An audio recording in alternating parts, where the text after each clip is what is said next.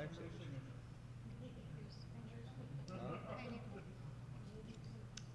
Yeah, pineapple. You gotta check for a second because it's kind of camouflage pineapples. But yeah, pineapple. What was that commercial where the kids proposed to each other with a lifesaver? Was it a lifesaver or was it something else? You remember that?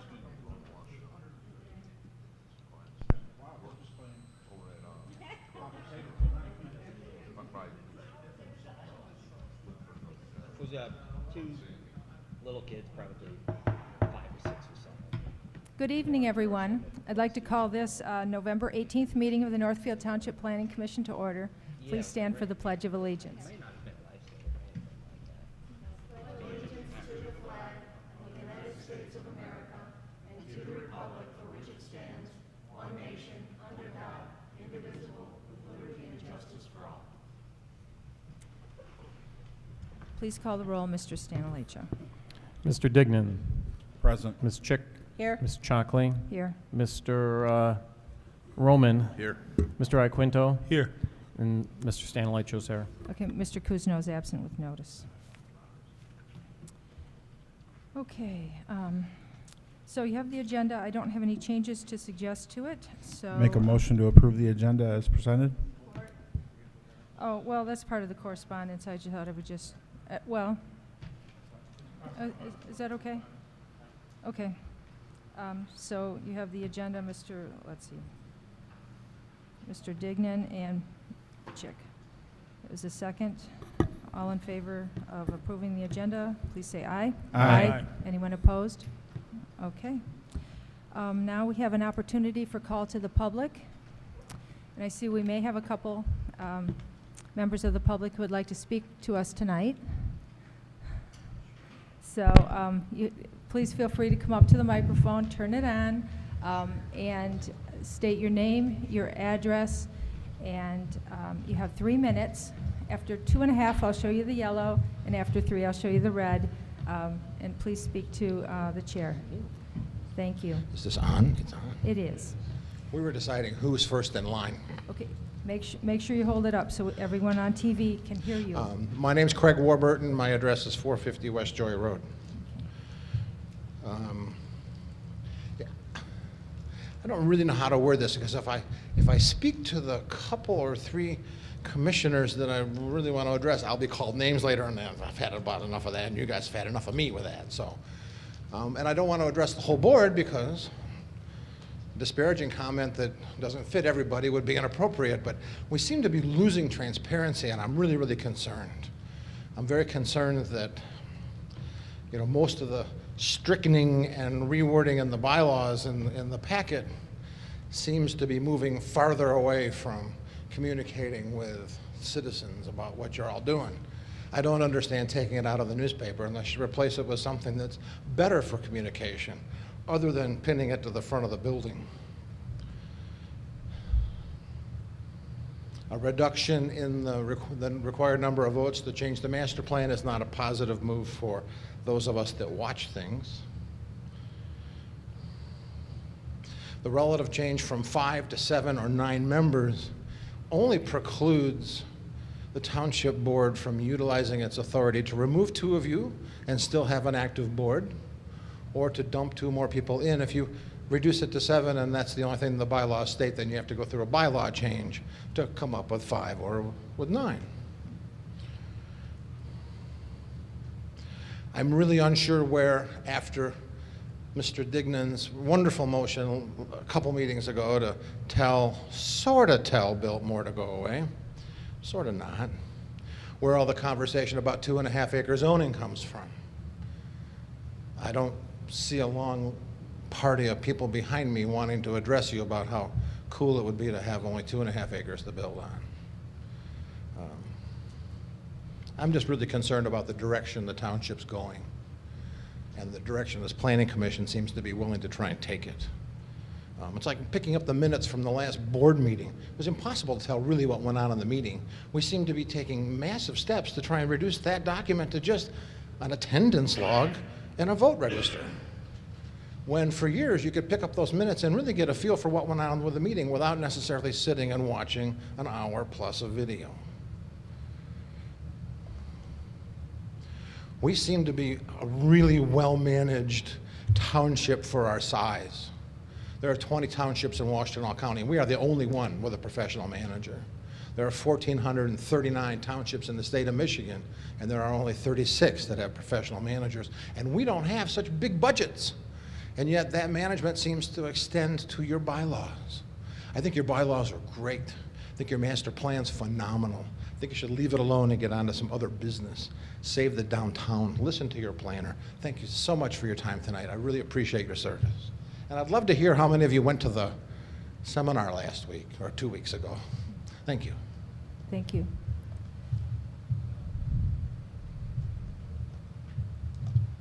Hello, David Gordon, 5558 Helena Road. Good evening. I'd like to urge the Planning Commission to focus on what this community needs, as expressed in the 1996 and 2010 surveys. What those surveys shared was that the #1 priority was preserving natural features. Number 2, 3, and 4 was to encourage commercial development, and number 5 was to preserve agricultural use of land. Those are real big priorities. You guys have got a big job, and I would urge you to focus on that. We've got a DDA and now another commission that was just formed to help redevelop downtown, which is fantastic, and anything the Planning Commission can do to speed up the process of commercial companies that come in and getting their approvals and building would be right in line with what the master plan should call for, does call for, and what the surveys showed us the residents wanted. In terms of preserving natural features and preserving agricultural use of land, I would like to suggest that the Planning Commission works on forming a land preservation commission for our community. Ann Arbor Township has one, Scioto Township has one, Webster Township has one. They're all funded by the taxpayers there. It's time for us to have our own. I would volunteer to serve, and I'm sure that there are many others who would step forward because it's a hugely popular priority in our community, if you believe the surveys. It seems to me that the PC, the Planning Commission, is spending time on personal agendas that are not shared by the community at large. Reducing the 5-acre agricultural zoning to 2 acres is not a priority. In fact, in the 2010 survey, of the 20 items that were listed that people could vote on, it was number 17 out of 20. Right there down at the bottom with financing a municipal water system. Not a popular idea. Now you're spending time and taxpayer dollars on reworking the bylaws, which have been operating just fine for decades. In your own priorities that you set, I'm looking at the agenda, the very last page of your agenda and packet for tonight. Reworking the bylaws was about as low as you could possibly get in terms of priorities, and yet here it is at the top of the list on the #1. New business is working on the bylaws. We've got the planner weighing in, that costs money. We've got the township manager taking up some of his time, which costs money.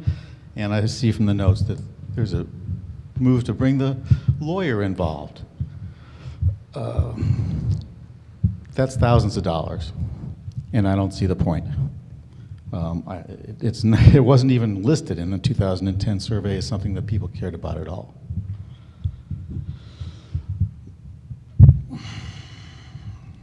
What I do see is that there's a movement afoot to change the bylaws to make it easier to manipulate the master plan and to make it easier to be not transparent. I don't think those are good moves. If you'd like to find more information, I encourage everybody on the board and the member of the public to go to northfieldneighbors.today online. There's a wealth of information there. Thank you. Thank you, Mr. Gordon. Okay, anyone else?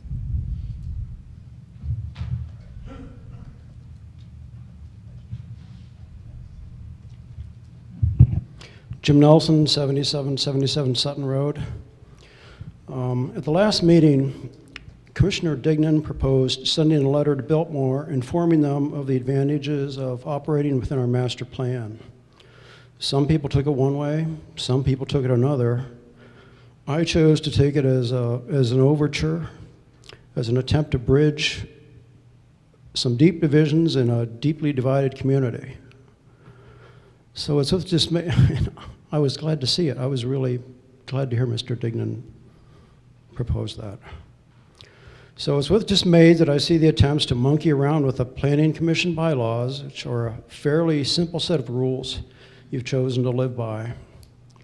Changing the requirement that the commissioners achieve consensus, agreement, by reducing the number of votes needed to change the master plan is wrong. Changing the public notice requirement, as limited as they already are, to the internet era equivalent of nailing it to a tree in the middle of the forest is wrong. There are many ways to build bridges in a community. I believe Mr. Ken Dignan has made a good first move, and I commend him for it. There are many ways to build bridges in a community, but playing games with bylaws is no way to do it. Thank you. Okay. All right, we can move on to our next agenda item. Correspondence. I only have a letter that I had prepared to send to Cobalt that I just passed out to all of you. And I don't know what I did with my copy. But anyway, I had worked on that, thank you. And sent a prior version to Mr. Stanilecho, and he gave some comments back. And I simplified it after that, and this is the result of that. And I'm hoping that this is acceptable to all of you so that I can send it on to Cobalt and we can start making some progress on the citizen survey. So,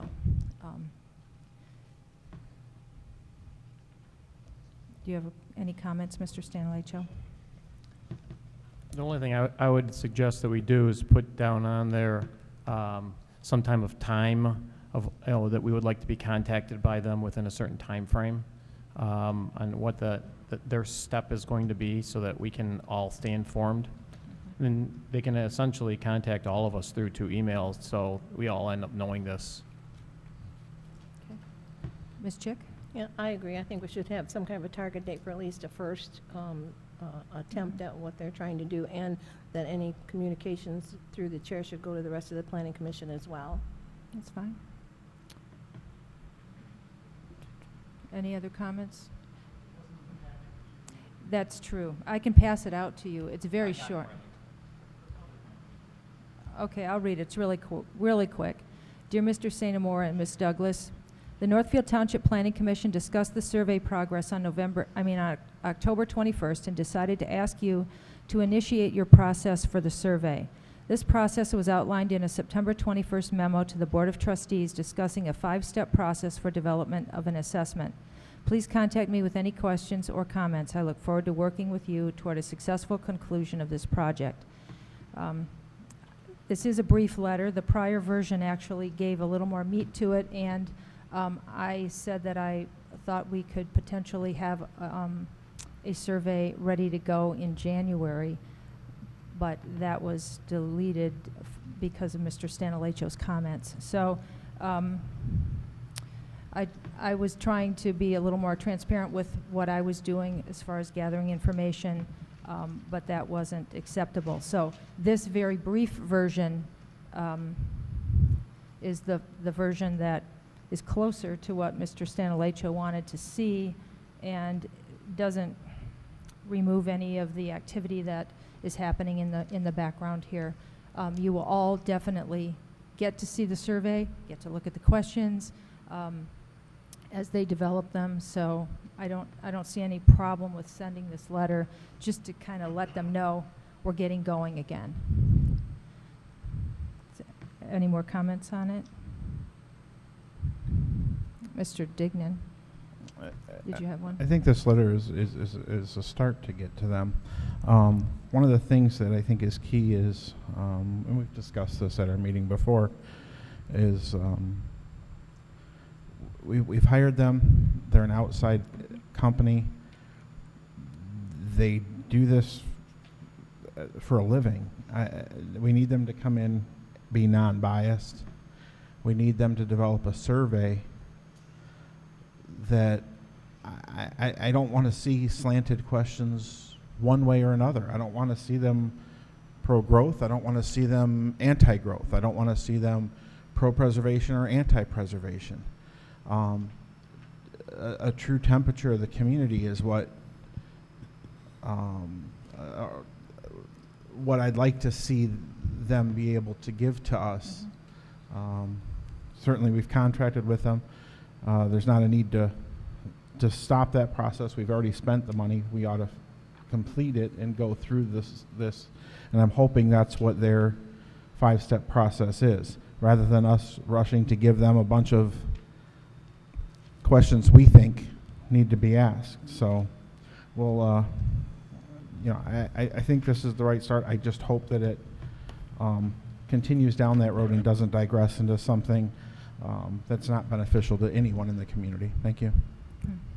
Those are my hopes also. I just passed out Cobalt's 5-step process to you that you would have received in an earlier packet and also by email. So you can take a look at this.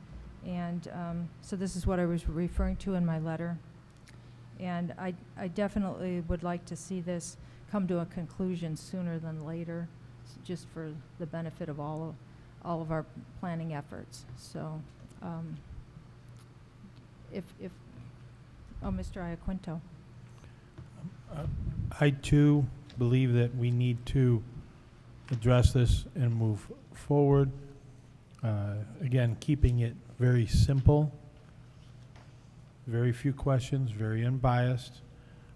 And one of the questions definitely, in my opinion, should be asking people if they are not in favor of any development in certain areas, are they in favor of and would they support a land preservation millage? And I will share that with Cobalt when we do have an opportunity to work with them, because that helps answer the question that has always been out there that has not been asked in the past. If you are not in favor of development, that's understood. Are you in favor, and will you put your hard-earned tax dollars toward a preservation millage? That will help guide all of us as planning commissioners and as a township board, I believe. Thank you. Thank you. Okay, so I would encourage the rest of the commission to go ahead and continue to provide comments just like that, Mr. Iaquinto, so that I can share that with Cobalt, and it will help as they develop the questions around those topics. And it is my expectation that this will be a scientific survey and that they will actually word the questions. So we don't have bias built into it. Okay, thank you. All right, moving on. Reports. Board of Trustees, Ms. Chick. The Board of Trustees met November 10th. The board held a public hearing and subsequently approved a special assessment resolution for the Whitmore Lake Special Assessment District Assessment Role. The DDA appointments were approved for Doug Wilbur, David Eli, and Somer from Little Porkies. And the board also approved hiring of Dawn Sanfilippo as front desk clerk, so there'll be a new face up front. Great. Thank you. Okay, ZBA, Mr. Dignan. ZBA did not meet. No? Okay. Staff report. We will, let's see. Ms. Bird, do you have anything you need to share with the group? No. Okay. And Ms. DuMichelle. We did have an application for a site plan amendment to the Noeski truck and trailer site. It turned out not to be ready to come before you. It may not. We did also get notice that the county is ready to will be ready to come with the site plan for the Whitmore Lake Preserve on December 16th. Great. Thank you. So December 16th, okay. And I'm not one of these reports people, but I just wanted to pass out these calendars, I guess. If you don't want one, that's fine. But these are from the Huron River Watershed Council, and I did attend their last meeting. And they have these calendars about clean water. So I want to let you know about that. And the project that they discussed at that meeting was Huron River water restoration in the Ypsilanti area, where they were doing some fish habitat work so that the fish would grow larger and fishing would be a more viable opportunity in the park down there. So that was very interesting. And I was also informed that a grant has been extended, and so that if we would like Ms. Olson to work with us in the future about some of our zoning ordinance requirements, she is able to do that with the funding. So thank you. May is featuring Whitmore Lake in a lightning storm. Is it? Yes. I didn't get a chance to look through it. Oh, that is nice. Okay. They should do it with fireworks, right? That would be neat as well. Okay. Okay. Thank you for those. You're welcome. All right, moving on. New business, bylaws. I'll let you handle this, Mr. Michelle.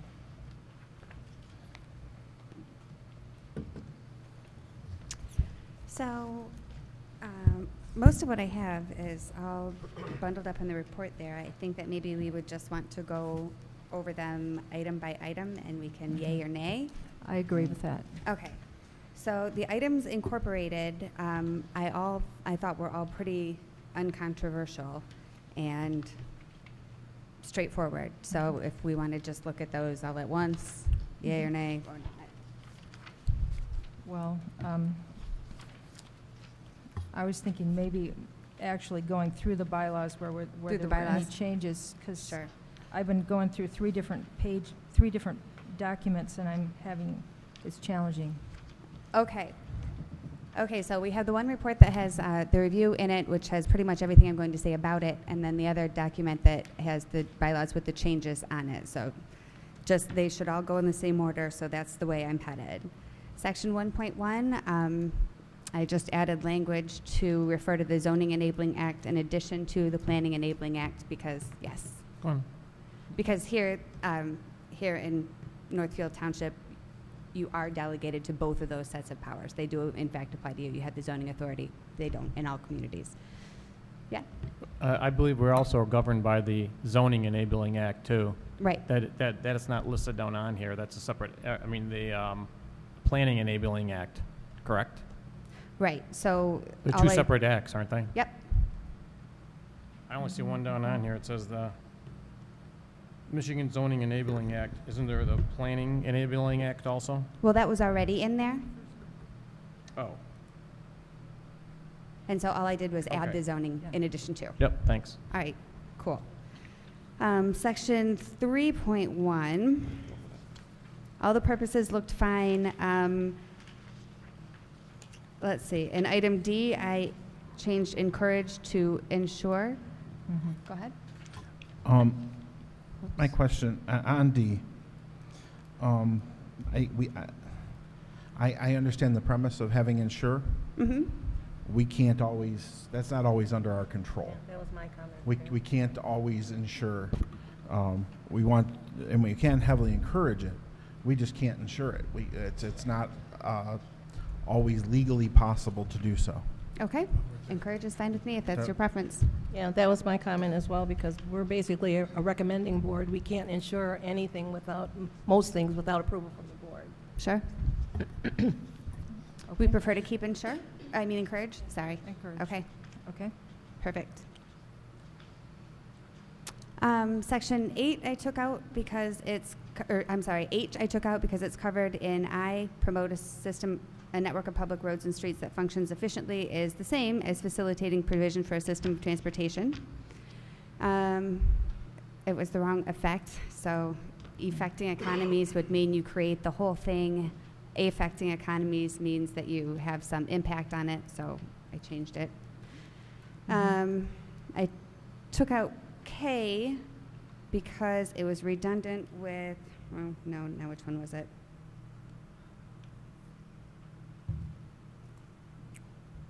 Oh, it was redundant with another one, okay. Oh, it was the one that we already talked about, ensuring or encouraging use of township resources in accordance with their character and suitability. Not much different from considering the character of the township and its suitability for particular uses judged in such factors as. Yes? This was the other comment I wanted to make about this, is that I think since we're going to probably have this as an electronic document also, is that to put the links down to the two legislative acts so that people can actually click on it and go see the actual statutes, because a lot of the wording that you're putting down in here, a lot of the wording in these bylaws are taken right out of the statutes. Sure. So we should have a link, like every time it says Act 33, because I can see it here, and I know it No, says I just think at at the probably either the beginning or the end. Probably at the beginning would make most sense. Where we put them in there? Absolutely. That's a good idea. Yeah, that's a good suggestion, because my thought when I looked at that was actually attach it to part of the document, but that would be huge. A So. lot of these purposes are exactly taken Right. out of the statute. Okay. Perfect. Okay.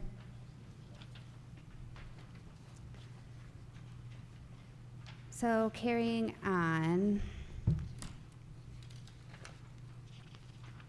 still in section 3.1 under purposes, items for discussion. Another purpose that you could consider adding, because I think it's a fundamental one to what planning commissions do, the suggested language is to review, revise, and approve plans and programs for the development of the township. Kind of nitty-gritty day-to-day that it does. Could you, when you're speaking, slow down a little Sorry, bit more? I absolutely will. Because with the mic system, it's harder to hear, and then with speaking quickly, it's even I more know. difficult. So- I do that a lot. I apologize. Thank I you. will slow down. So, So talking you'd about adding, yeah, go ahead. You'd like that to be an M under at the bottom? Yes. Okay. And I have to agree with that. Is everyone else good with adding that? Which one? To review, revise, and approve plans and programs for the development of the township. That's something that's missing from our bylaws under our purpose, which is kind of one of our major purposes. So, Isn't it part of underneath our responsibilities and duties? is it under there?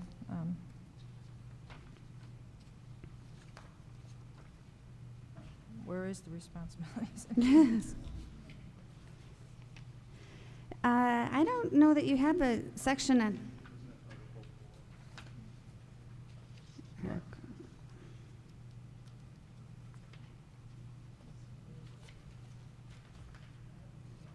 I don't. Right, but I don't see that. Right. I would think that should go underneath there, because that is our responsibility and duty.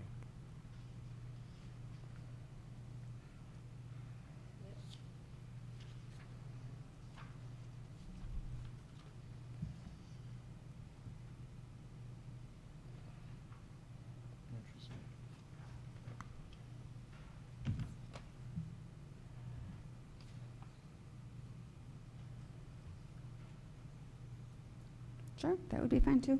Mm-hmm.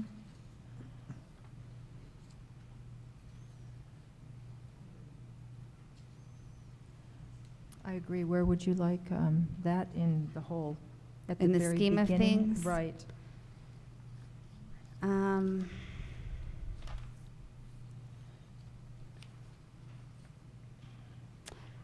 I might put it between subdivision regulations and where I moved annual report. So now that would be the new 4.10, 4.10.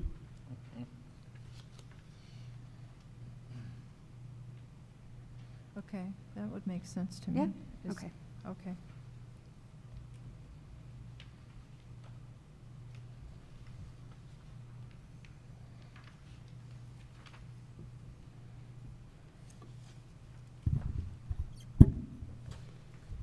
Okay, another addition to consider in that section would be to consider adding training to the responsibilities and duties.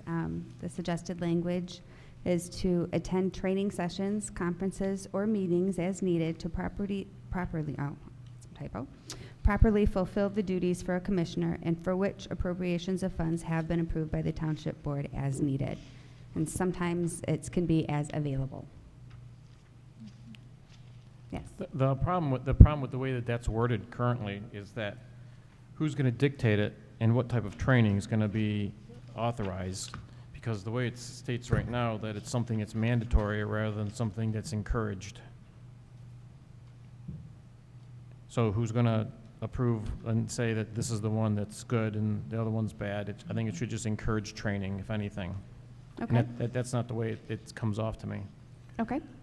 I mean, also because then you get into a policing effect, which, again, there's no authority to force anybody. That's why it's better just to encourage. Ms. Chick? you Yeah, wanna- I was basically going to say the same thing. It's that, and a lot of the seminars that are out there, many of us have been to more than once, and so if they come up with something new, absolutely, that's great. But I don't know how you would enforce it. Right. I would think a new commissioner coming on who's never had any training, it would be, we should encourage them to go to something, to get an initiation to the whole process here, rather than sitting here and not having any background at all in what the law is. And so, you know, I'm torn on how to word this. I don't even think it needs to be included, frankly. I mean, that's just something that should be, I don't think we need to have it as a separate section. It's something that just should be, you know, something we should do anyhow. Right? Well, what if somebody doesn't do it? Well, what can you do about it? Well, I suppose they can be not reappointed, but, you know, it's not for us to say, you know.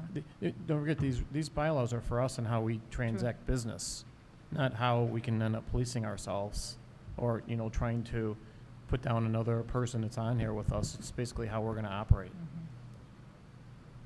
On Okay. that, Go ahead, Mr. on that Dignan. same note, though, a board can decide that ongoing training and being current on things is a priority for that board. And if we as a collective board decide that's a high priority to stay well-trained and well-versed in planning and zoning, then we would want to make it a part of our bylaws.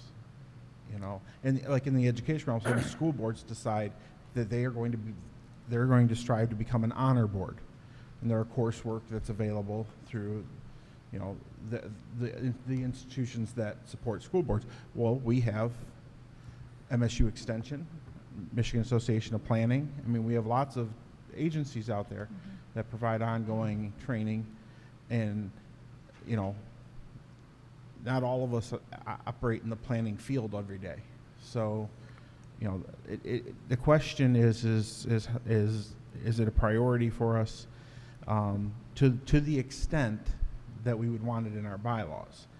You know, not having it in our bylaws doesn't mean it's not a priority. It just means, is it a priority to the point that we want to state that this is a value we hold as board members to stay highly trained and well-versed in the latest on planning and zoning. That's the only statement. I mean, Ms. Chick? I don't have any problem with, I think it should be in there. I just think we should add encourage.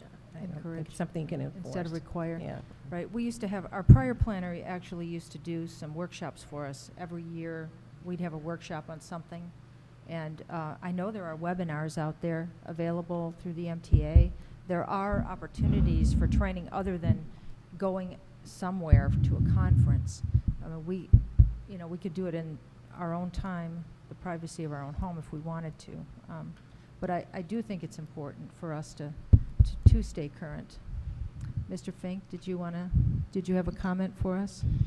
Yeah, well, I was wondering if I could go back to the section prior to that. Whenever can't we were Here. Whenever we were done with the training section, I had a comment on the section prior to that. Okay. Well, so can we put in, I'm okay with putting encourage at this point. Right. I'm okay But with that. Where would we, at 4.17? Yeah, 4.17 Okay. now. Well, and I think that it says strike the as needed to properly fulfill the duties of a commissioner. Because who's determining what the properties or the position of the commissioner dictates or is determined by. I think if anything, just to encourage keeping up with current changes. Okay. Okay. Yeah, right. So we're going to strike as needed to properly fulfill the duties Of a commissioner. Yes. of a commissioner. Okay. And so, what did you want to say about the section previous? So I think the sentence needs to state Which section? Sorry. section 3.1 to revise, review, and approve plans and programs for the development of the township. I think it needs to be to review and or to review or revise and or approve, because there's just plans and programs that the Planning Commission doesn't review, and can review, no question about that, but doesn't approve. The DDA, for example. The DDA plan, for example. As Mark pointed out, although I would like for the Parks and Rec master plan to be reviewed, there's no requirement for the Planning Commission to approve it.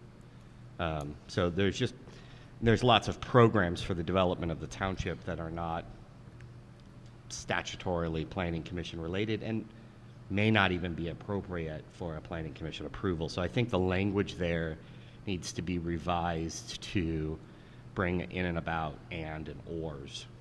Okay, perfect. So to review, revise, and or approve? To review or revise and or approve. Which We would also be my- we also recommend things too to the township board. Right.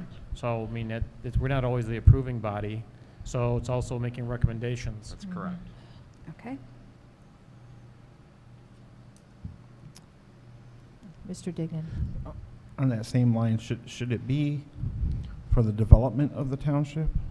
Well, that's the other thing. Or should it be plans and programs presented to the Planning Commission or presented to the Planning Commission, period? Right. Because,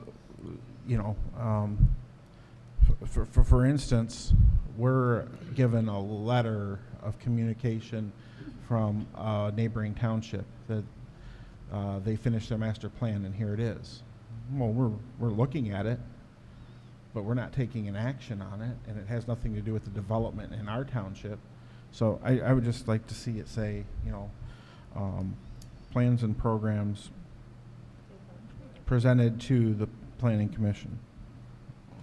Well, I think this is under purposes, and we have review public directives, we have special studies, we have inquiries, we have consultations. I thought we were So putting that under duties and responsibilities. I thought that you had said we were going to put that down as We're under 4.1. Yeah. Wait, Yeah, it's going at four. It is 4.1. right, Right, 4.1. which is under responsibilities. But you just said it's under purpose. Oh, sorry about that. Oh, okay. Responsibilities. Sorry about that, truly. And so I think that it's not trying to be that broad. I think it is. So when I pictured it first, I was referring directly to the oversight that the Planning Commission has of the development of the township, the specific duty of looking at development proposals and making those reviews, revisions, and recommendations, approvals. So, But- push your button. Oh, push your button there. Oh, say it again. No, do it again. There, okay. Okay, my thought is, because it says for the development of the township, not everything that comes before us is for the development of the township unless, are you talking about developments or like land preservation is not a development? Yeah. I would say it's a development in the other sense. I mean, I just don't want it to be taken incorrectly or. Right, you know, right. Yeah. I like For land Ken's use? version. Yeah. I like where it's presented to the Planning Commission. To recommend, Programs. to review, revise, recommend, and/or approve plans and programs presented to the Planning Commission. To review or revise. And/or, yeah, And or revise. and/or And or approve. approve. If we have and/or once, doesn't it apply the whole time? That would be better asked of a better English grammar person than myself. Oh, Okay, and Leah is a journalist Leah I know, also. right? Okay.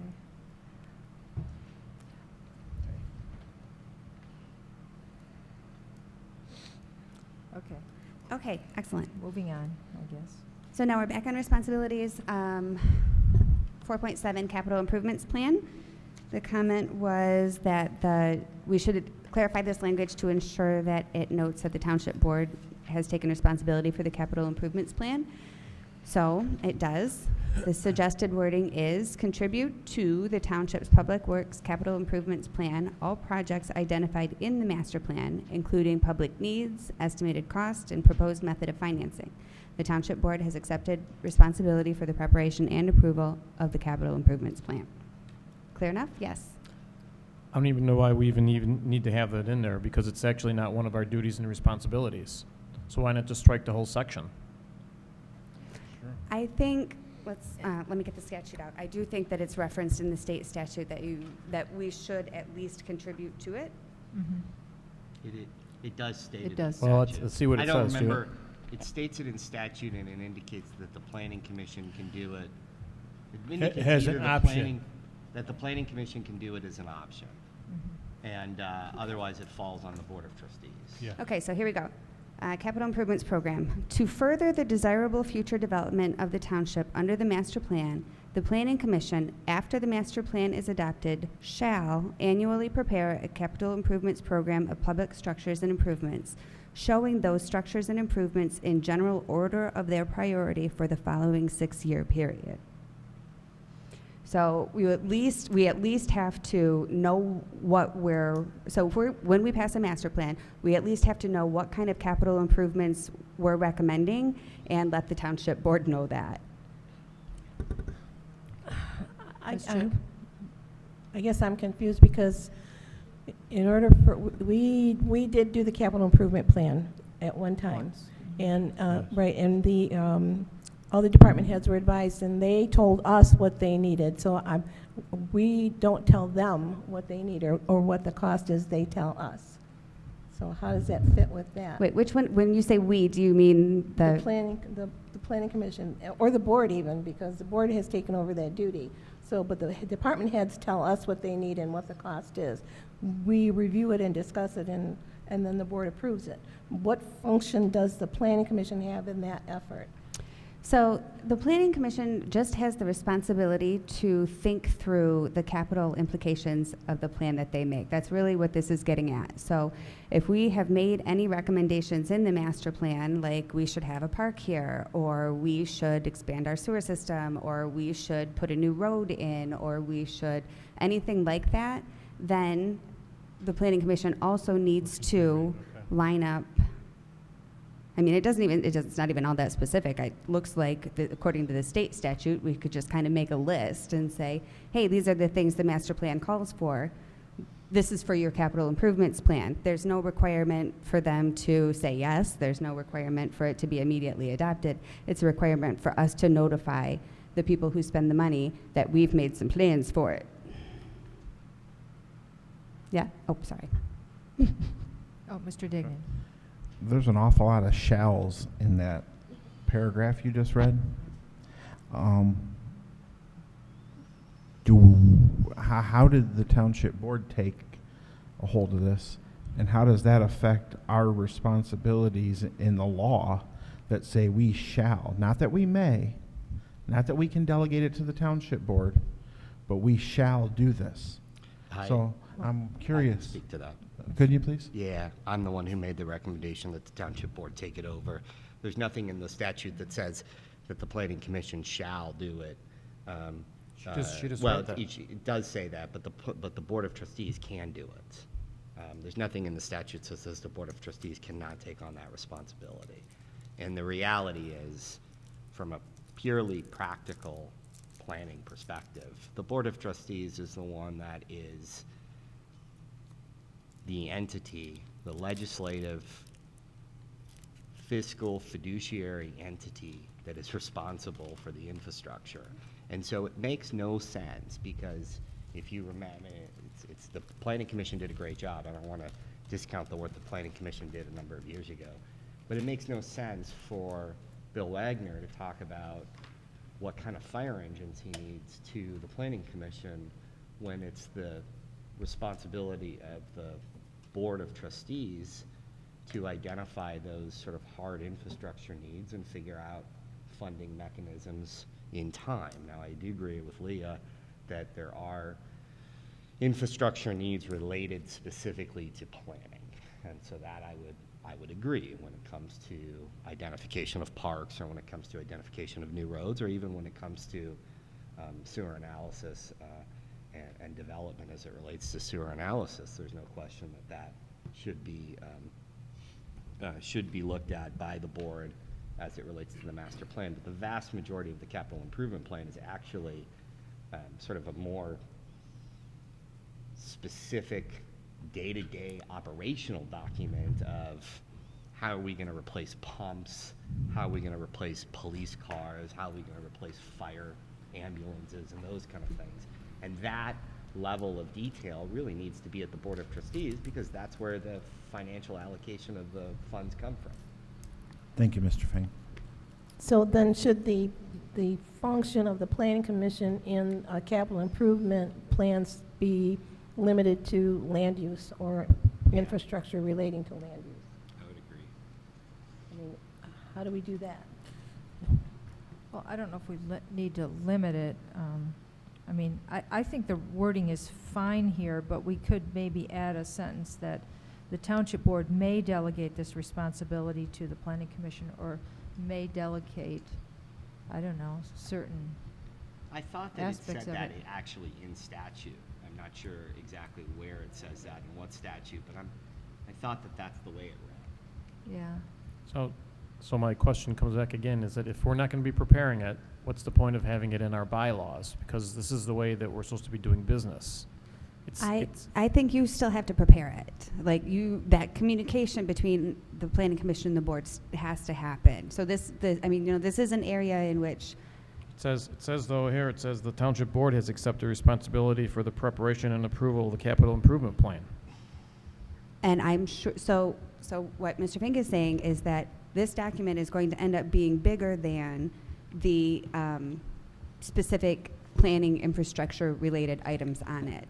We're responsible to get those items on it and to prepare our report.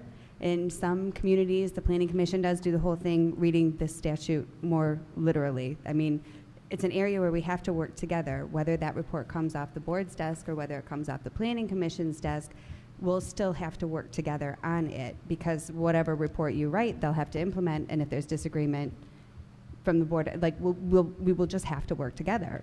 And so this spells out a way to do it.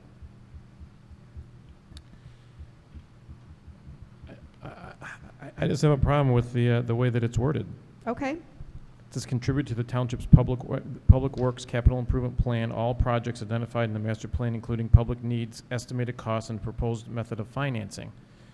The thing is that if we're not going to be the ones preparing it, we're not going to be the ones approving it, shouldn't we just be making recommendations to the township board rather than actually saying that we're going to be doing those things when we're not going to actually be doing them? A recommendation is much better if it comes with the public need, the estimated cost, and the proposed method of financing. That's just trying to strengthen the recommendation and to justify it. All right, here's what it says. This is the Michigan, I believe this is Michigan Planning Enabling Act 125.3865. To further the desirable future development of the local unit of government under the master plan, a planning commission, after adoption of a master plan, shall annually prepare a capital improvements plan. A planning commission annually prepare a capital improvements program of public structures and improvements, unless the planning commission is exempted sorry, it's hard to line up, from this requirement by charter or otherwise. If the Planning Commission is exempted, the legislative body either shall prepare and adopt a capital improvements plan separate from or as part of the annual budget, or shall delegate the preparation of the capital improvements program to the chief elected office official or a non-elected administrative official, subject to final approval by the legislative body. The capital improvements program shall show those public structures and improvements in the general order of their priority that in the Commission's judgment will be needed or desirable and can be undertaken within the ensuing 6-year period. Any township may prepare and adopt a capital improvement plan. However, subsection 1 is only mandatory for a township if the township alone or jointly with one or more other local units of government owns or operates a water supply or sewage disposal system. So, I mean, I think what that's saying is basically the Planning Commission can do it, the Township Board can do it, or the Township Board as the legislative body can appoint someone else to do it as well. So, anyway, sorry. Mr. Dignan? No, that's okay, and you're absolutely correct. Can I just fix one mistake that I made when I was quoting earlier? It turns out I thought I was quoting from the state statute. I was not. I was quoting from Northfield Township's Code of Ordinances. Okay, go ahead. In light of that information from Mr. Fink, I think this, if it was going to be kept in there, would simply be the last sentence. The Township Board's accepted responsibility for preparing and approving a capital improvement plan. And under the previous change we made, where we are and/or reviewing and/or accepting and/or approving things, that kind of falls into the purview of if the capital improvement plan finds its way to us from the Township Board for review and input, we would then review it and provide input. Our part of the capital improvement plan is done when we have reviewed and provided to the Township Board a master plan that not only we have approved but they've approved, and it's their responsibility to dig through that master plan and make sure their capital improvement plan takes into account the things that have been identified as potential costs and potential proposals within the master plan. That's their responsibility because they've taken on that responsibility. Mr. Iaquinto? If future boards change their mind and put it back into the PC's hands, that's why I believe it should be left in there in the terminology that it is, because if we remove it entirely and a different board decides that they want to relinquish their responsibility back to the PC, then you have to get into a full revision of the bylaws again. So, in my opinion, it should be in there in the terminology we have, which covers all bases. With Mr. Dignan, go ahead. With that being said, then, do we want to come back to the language? Can I borrow this for a second? The language in our current ordinances that states that we shall annually prepare a capital improvement plan. What she had read earlier, do we want to use that with the sentence at the end? Otherwise, unless such duties have been assumed by the Township Board. And that's what I'm thinking, because you don't want to have to come back and modify your bylaws because a Township Board decides to give you back something. So does the capital improvement plan language then fall into consistency with what our current ordinances are, with the addition of unless such duties have been assumed by the Township Board? Ms. Chick? Actually, I think you could keep this whole sentence and accept change it after after proposed method of financing in lieu of the Township Board accepting responsibility for the preparation and approval of the capital improvement plan. Should it be a capitalized as capital improvement plan? Isn't that what? Okay. I'm lost. Where are you on this paper? 4.7, she's reading the paragraph that's in there. Oh, from here. Yeah. Okay. Yeah. Okay, as opposed to what's Yeah, just correct the- changes in here. Yeah. Okay. I think that's good. Okay. Okay, so what's, So are we putting our ordinance language in here? If we're not, then it needs to be noted by the chair and secretary that section 2-157 of our township ordinances needs to be updated because it's outdated and inconsistent with our bylaws.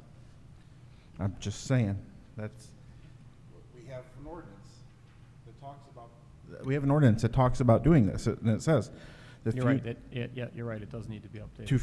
To further the desirable future development of the township under the master plan, the planning commission, after the master plan is adopted, shall annually prepare a capital improvements plan program on public structures and improvements, showing these structures and improvements in general order of their property for the following 6 periods. So we need to change it. That's what's in our here. ordinance. That So should have do been we change updated our- last year. Do we change our ordinance, or do we make our bylaws consistent with the caveat unless these duties have been assumed by the township board? okay, That simple statement. That's what I said, is yeah. easy. yeah. Okay, like you said, right, Janet? No, okay. So, no, We're going to leave this in. We're going to leave what we have here under contribute to the Township Public Works Capital Improvements Plan, all projects identified in the master plan, including public needs, estimated cost, and a proposed method of financing, in lieu of the Township Board accepting responsibility for the preparation and approval of the capital improvement plan. In lieu of? I think that's fine, but I think Mr. Dignan brings up an important point, is that that ordinance needs to be changed Yes. regardless, because it doesn't have not down in there the township board to take that over. Right. So until, basically them doing it right now violates our ordinance, so we need to change that. Regardless what we Okay. put in the language here. Is that in our zoning ordinance? Is that what you're talking about? Or is that in the Board of Trustees? That's the enabling ordinance for the planning commission. Okay, the enabling ordinance, okay, Yes. okay. Which is a Board of Trustee ordinance, right? Yes. Okay. Yeah, it's not part of in the our zoning ordinance. It's not part of our zoning ordinance, because I'd never seen that before. Okay. Right.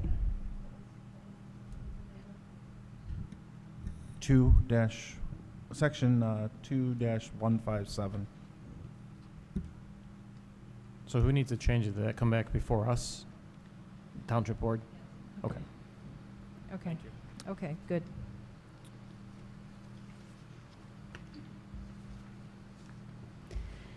Okay, the next change in 4.8 was just a typo. The and/or review was in the wrong place. Then the changes after that are all resulting from the numbering shift. And it doesn't look like we have anything substantive until section 5.1 under number. So here it says, previous language was the planning commission shall consist of 5, 7, or 9 members. There was a suggestion to limit it to 7 since that's what it already says in the enabling ordinance. This seemed reasonable to me, so I just went ahead with it. Any discussion? Yes. I actually have a question about section 4.14. 4.14. The Adopting the rules. adopting the rules, okay. Okay, What rules are we talking about? these are the bylaws, I think. Planning commission shall adopt We already have rules, another section in here that says about adopting the bylaws. for the rules and regulations for the transaction of its business. The regulations may address, but are not limited to, such matters as forms and number of copies of material to be submitted to the commission, and requirements to as time such materials must be submitted. So, this is the day nitty-gritty. Do you need 5 copies, or do you need 11 by 17, or do you need, is it 21 days, or is it's not really the kind of thing you would want to codify in a bylaw, but it's giving us the authority to make those rules. It's our site plan review manual, for instance. Basically. Things like that, Okay. So, I just wanted to clarify that. Yeah. Thank you. Excellent. you're welcome. Okay, so, back to the 5.1. I hadn't considered this before, but Mr. Warburton did mention, why do we want to strike 5 and 9 and limit the Board of Trustees to not being able to allow for a change in our membership? So I guess that's something I hadn't considered before, I hadn't either. and it seemed like a good consideration to me. It's all up to the Board of Trustees, of course, and not us. Mr. Stanilecho? This is taken directly out of statute, this Mhm. wording. Correct. Thing is that we actually have been adopted by resolution of the Township Board that we are a 7-member board. So our bylaws should be consistent with what the Township Board has already adopted. That's all this is saying. 5 or 9, the Township Board can always change that by resolution. That's in the statute, regardless of what our bylaws say. So I think if we're going to be consistent with what the township actually, how it operates, it should be listed down as 7. That's the only reason to change it. I mean, I think it's still technically consistent at It 5, is. 9, like it does, there's no conflict. And so Right. this would just say that even if you changed the It's just enabling confusing. ordinance. Sure, I mean, I'm It's just happy confusing to with people whatever because the it's like decision we is. don't operate on a 5 and 9, we operate Right. on 7. So, But I don't have any problem with leaving them all in there. Otherwise, if the Board of Trustees decides to change it, then we have to change too, when really we're taking our direction from the Board of Trustees. So, how long has it been a 7-member board? I don't know. I So- know in 95 it was a 7-member So I guess we board. haven't had any problem with it being 5, 7, or 9 for I know in decades. No, no, 86. Yeah. that's not my In point. 86, it was a 7-member board. My point is that you're putting something in there in case somebody changes it later on, but the fact is the Township Board hasn't changed it in 30 years. So, and our bylaws are going to be updated hopefully on a more regular basis as things change or as needs move. So I don't see that that's end up being a big thing. But when people read this, we consist of a 7-member board, not a 5 or a 9. That's okay by me. Anybody? Yeah, okay, great. Anybody else comments about this? Okay, do we need to vote on this because it's contentious? Okay, I want to leave them all in. I will make a motion to leave 5, 7, or 9 in there and do it. I have a second. Okay, I have a second by Ms. Chick. So we will, all in favor say aye. Aye. Okay, we may have 4 ayes. Okay, do a roll I call. said aye. Okay, so we have 4 ayes. Okay, we're leaving them all in then. Okay. Motion passes, yes, thank you. Are you going to call the rest of the? All opposed? No. Okay, we have 2 noes. Yes, you're right. Okay, let's do it. Okay. Can I ask for a point of clarification? Yes. Did we actually advertise this meeting? What do you mean advertise this meeting? Well, we can't vote on changes in the bylaws unless it's advertised. Well, it's not a vote on a change, it's a vote to we're getting a draft because we actually have to post this in the newspaper and we have to take public comment. Okay, I and- just Right, but I wanted. just want to be at least to clear get- as to Okay, what we're doing. yeah, I if- just want to make sure that enough of us wanted 5, 7, or 9 to leave 5, 7, or 9 in there. Fair enough, so it's not Okay. an official vote yet. It's not Got an it. official vote. That no. makes sense. Okay. All right, go ahead. Correction Ms., of the draft. To Michelle. Okay, section 5.7, just a little, sounded strange to me that the township board may employ appropriate and other employees. Let's just employ the appropriate employees, so I took out and other, yes. Section 5.3, which is under terms. Okay, That whole section is from the initial enabling legislation for when the whole planning commission was set up, okay, Right. especially when it says, except for the first members appointed, 1/3 shall serve 1 year, 1/3 shall serve 2 years, and 1/3 shall serve 3 years. We've already been set up since, well before 1986. So the term, in my opinion, should end up being that each member shall be appointed for a term of 3 years. Period. Because the rest of that is not accurate. well, I It's think not. it's not inaccurate. It is totally inaccurate. 1/3 shall not be appointed for 1 year. Everybody's appointed for a 3-year term now.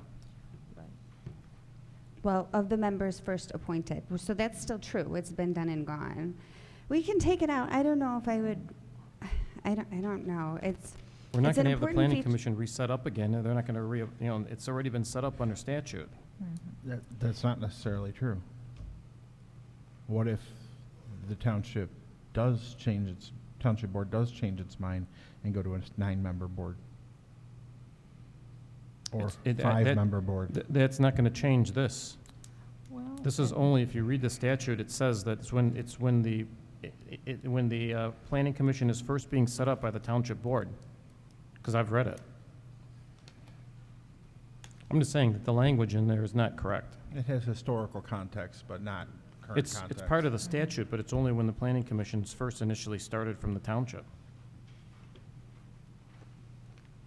Well, he's right. It's a semantic issue right now, so, So if we're correcting things, why are we going to leave things in there that are Yeah. inaccurate? so we could strike after the 3 years. I'm just I don't saying have a that problem striking Yeah. you know, we're members that are appointed for a 3-year term. Let's clean it up. Do you want to add, so the purpose of this is to stagger membership of the planning commission. Would you like to add reference to that? No, because we don't have the ability to change that. The township board's the one that appoints that. Well, And state law dictates, Okay.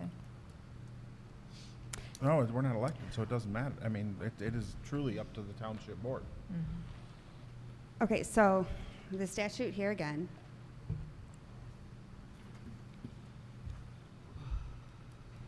This time I mean it really is the state statute.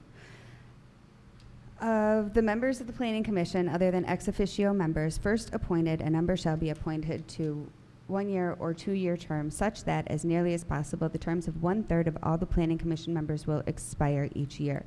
If a vacancy occurs on the planning commission, the vacancy shall be filled for the unexpired term in the same manner as provided for an original appointment. A member shall hold office until his or her successor is appointed. So I think that the idea of staggering your appointments is an important one and should be referenced. I have to agree with that. If they should expand to 9, and there's 2 more people suddenly appointed, then it could be an issue, you know. The township board, though, is the one that determines that, not us. That's correct, but there is some direction about how they do it, and I don't see where there's an issue with it leaving it in there. The direction's in the law, though, not our bylaws. Our bylaws are how we operate, not how the township board operates. Well, then, we don't even need to say the term of each member shall be for 3 years. You're right. I mean, really, Correct. but, You're right. but I think it adds clarification, you know, and why look for multiple different places for what the law is. So So do you want to leave it in? I would just like to leave it the way it is without striking that. But it's inaccurate. Currently. That's what I'm saying. So if we're going to clean, if we're going to go through the whole point of cleaning this up, is that leaving things in because it has some historical significance doesn't make any sense. Let's bring it up to date if we're going to do it. Well, it isn't really inaccurate. Sure it is. It is not inaccurate. It has nothing to do with how we operate today.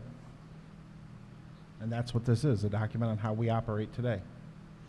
Okay, so then how about maybe we can borrow this language from the state statute. The term of each member shall be for 3 years, such that, as nearly as possible, the terms of 1/3 of all the planning commission members will expire each year. I like that better. Fine. Okay. Fine, thank you. Okay. Do we have any more comments on that? No? Okay, good.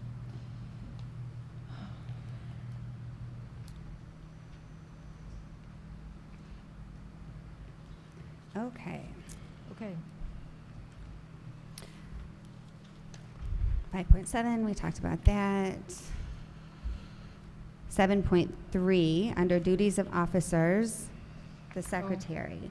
So the suggestion was, Do we skip to 5.6 though? we did, sorry. We skipped, sorry, I was just going through the Okay, sorry. bylaws. So under Article 5, I had suggested adding a policy on absences. Many folks do, and it just clears things up. A reasonable one, but certainly up for debate, was members shall give 24 hours notice to the chair regarding absence from any meeting in order to be considered excused for consecutive unexcused absences or absences totaling at least 25% of a year's meeting shall be cause for considering the removal of such member from the planning commission. Note that it doesn't say cause for removal, cause for consideration. Ms. Chick? Yes. Does this give any room for emergencies on the 24-hour notice or an illness where somebody might be absent for 4 consecutive unexcused absences? Well, it doesn't, but one unexcused absence is totally penalty-free. Like, so you'd have to have 4 emergencies in a row, or 25% of the year's meetings. And we meet twice a month. That's why at first I was like, 25%? That's only a couple of months, but because we meet twice a month, it's actually a pretty significant number of meetings. Mr. Stanilecho? My concern about this is that we are putting something in that we have zero authority. Why are we putting stuff in our bylaws that we have zero authority to actually enforce? We have no authority in order to say if you miss 4 in a row that you are up for removal, because we don't have the authority to do that. Right, that would be the Board Why of would we Trustees. put that in yeah. here? I think that you have the authority to recommend to the township board removal of a member. And if I were on the township board and the planning commission came to me and said, we have recommended removal of one of our members, I would take that seriously. According to we can only remove members of this board under certain circumstances, not by a recommendation of this board. I think that you can write a law and say, you can write a bylaw and say, and if you violate it, we will consider recommending your removal. And if you would like to change the language to recommending. I think the Board of Trustees would have to do, yeah. No, you guys.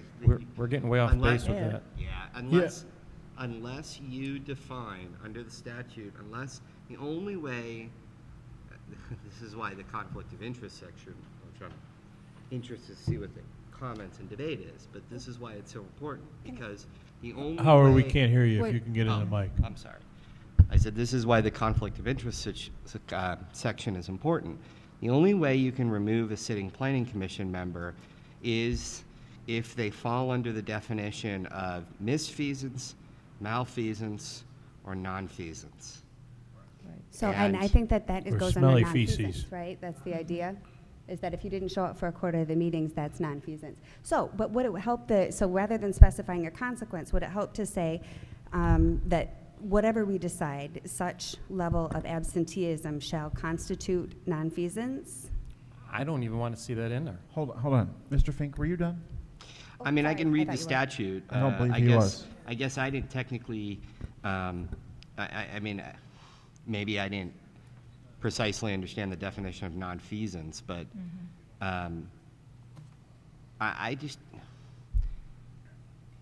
I'm sort of generally in agreement that, you know, that kind of language is harsh, and I think it's a reach. I mean, I'm not saying that it can't be done. I'm not challenging the planner to say that it's not possible. I just wonder, you're appointed by the board. You're a volunteer body. There are things that come up in everybody's lives. I don't know. Okay. I think it's a. It's in no way required. Mi- We can just X this whole section off. Ms. Chick has I a just want to comment. make a comment that if we're going to call this nonfeasance and have it part of the bylaws, then we'd have to list other instances of nonfeasance. It can't just be one thing. I don't like it. I don't like it either. Again, it's not a problem if it's not broke, don't fix it. So there hasn't been an issue with the planning commission with members missing. So we're kind of reaching at straws. Okay. That sounds Okay. like agreement in not having an attendance policy. Okay, thank you. Okay, perfect. Section 5.6.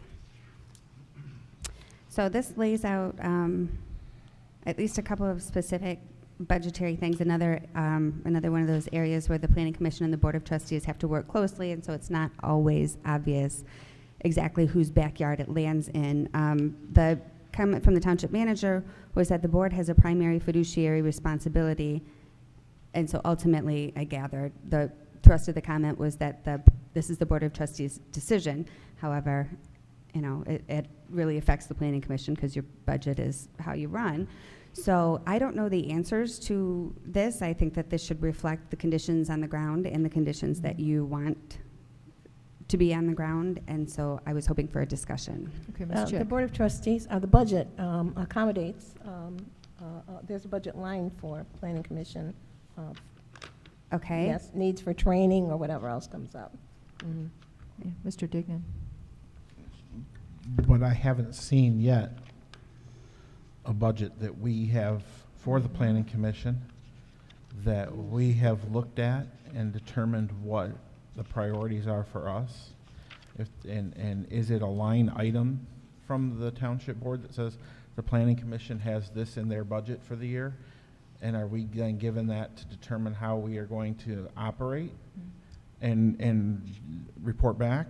My understanding is that was the vision for how it was supposed to work at one point in time. I don't know if it's ever functioned that way. I don't believe it has, but I think it would be interesting if it did. Howie's got the budget. So that's my question. I asked about it after I became chair ages ago, and I was just told there was a line item, and that was it. I think once I was told what the line item was, but we've never overshot our budget. No, we so mostly use it for training, and we've Right. always had extra. We've never used it all. Mhm. right. Mhm. So, Mr. Stanilecho. And I don't believe that in our bylaws that we can actually give the chairperson responsibility to manage the money. I believe the only people that can authorize that Mhm. anybody to manage that would be the township board. Mhm. It'd have to end up being something came through from them saying, here's the point person that's going to manage the money for the planning commission.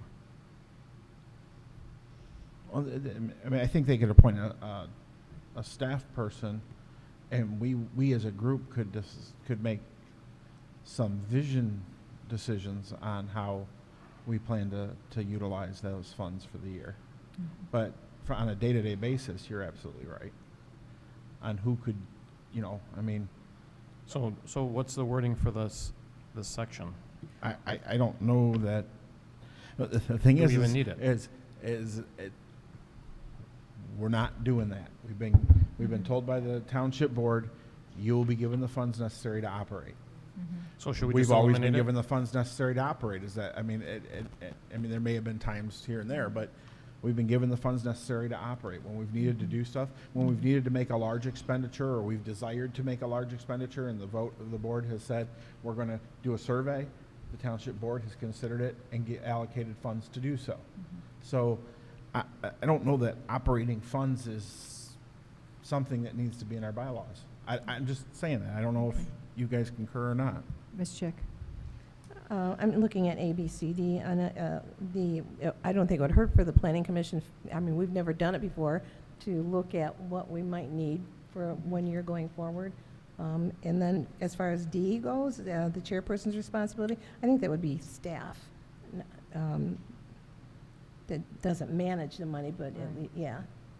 Well, I've never done it. I know I've asked, when we're putting together, in the past anyway, presentations, or, I've asked the planner to, take a look, things we're looking at. When I schedule what we're going to be doing, in the next months, like if we're doing zoning ordinance, I'm sure that costs money, and, but it's something that we plan to do as a group. So, I'm sure there was expenditure of funds that way, but, I never said, oh, go spend this money and do this, other than preparing our packets, preparing for our meetings, so. So is there an objection to removing 5.6 from the bylaws? Totally? Mm-hmm. Yeah. Well, we don't prepare a budget, Well, but it talks I don't about know. accepting gifts and grants, which something nice to possibly keep in. Well, we can't accept them. The township board has to Yeah. accept them. Right, Okay, you for got a planning point. purposes, I yeah, mean, So that we do. I'd Okay. agree, just strike it. Does it need to be in there? No. I can't think of any reason that it does. Okay, If operating funds are provided annually by the township board and it's working fine, no real reason to restate it. And the township board may accept Gibson grants for planning commission purposes. That's, I'm pretty sure it's in the Enabling Act, and so again, no real need to restate it. okay. Let's remove it then. I brought the budget, if anybody wants to look at it. Okay. I don't Well, say- it would be a good point of information for us, Not at this not point in today, time, but but, you know. No, but if you all want to look at it, you're Yeah. certainly welcome to. Okay, okay, It's my only, well, I can make a copy for you if you want. okay, thank you. Okay, go on. Okay.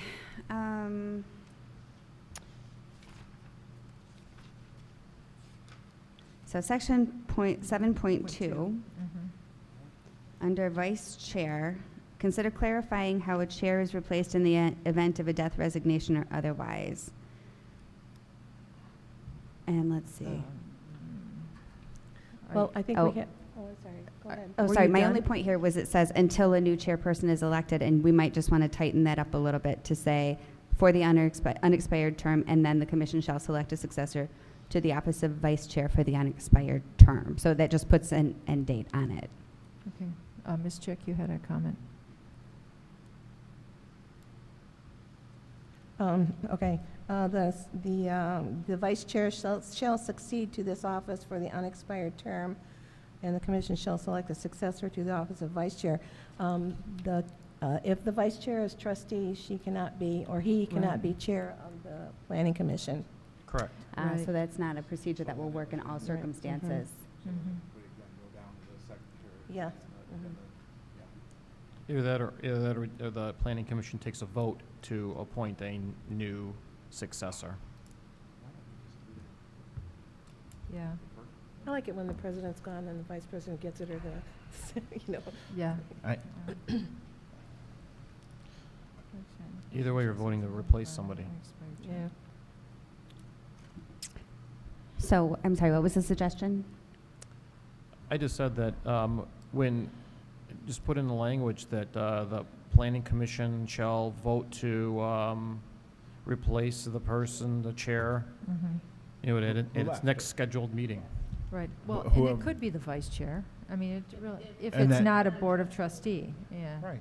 Right, so, I mean, What we could the do vice that chair would way. run the meeting, and then They would elect a new chair. You would elect a new chair.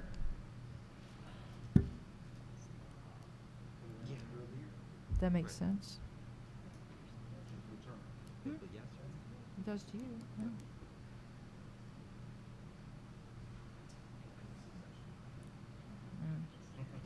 I don't think we need a succession plan.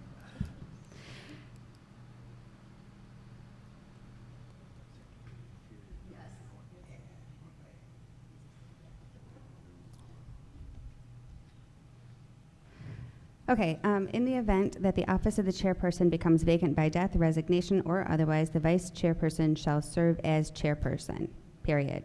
A new chair shall be elected by the planning commission. Do you want to put at the next regular meeting? Okay.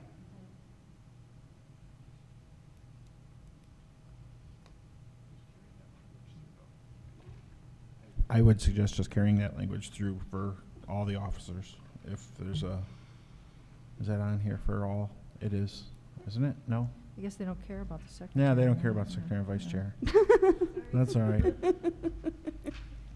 Okay, section 7.3. And I'm glad we're going to work on this because I was a little confused by it the first time I read it too. The duties of the secretary. So the secretary has some pretty specific duties. The note from the township manager says that many of these duties are actually discharged by staff. And so this section needs to reflect the role that the secretary can be to ensure proper protocol in the dissemination of information, but not the actual task of doing so. So I changed the language to say the secretary shall serve as the liaison between the commission and the designated Northfield Township staff responsible for the execution of documents in the name of the commission and such other duties as the commission may direct, but not limited to. And I retained these just because they still need to get done. We don't.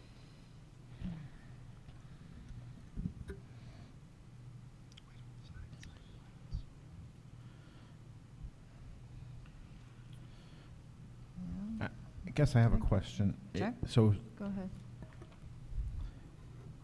this doesn't alleviate the secretary from the responsibility. No. So the secretary is still responsible. It's just the secretary is responsible unless designated to the staff. The secretary is responsible for making sure it gets done, but not for doing it under the proposed language. But they are ultimately responsible for doing it if a staff member is not available or otherwise, correct? Yeah, but that would It be doesn't the- excuse them from the responsibility. No. Right, Mm-hmm. correct. Thing is, whoever's secretary wouldn't actually be signing the documents. That's the problem. It's stating down in here in the bylaws that the signing all approved site plans. Well, the reality is that I wouldn't be signing them, or We don't whoever's sign- secretary. We don't sign site plans. But we should. We should have someone's signature on them saying, this is the one that was absolutely adopted or approved by the planning commission, because you know how they can change. I mean, that's identified in the minutes and the packets of the commission. We can certainly check to see I know we whether or haven't not it's a done it. requirement under statute to do that. I know in the former community that I worked in, we would sign Mylars.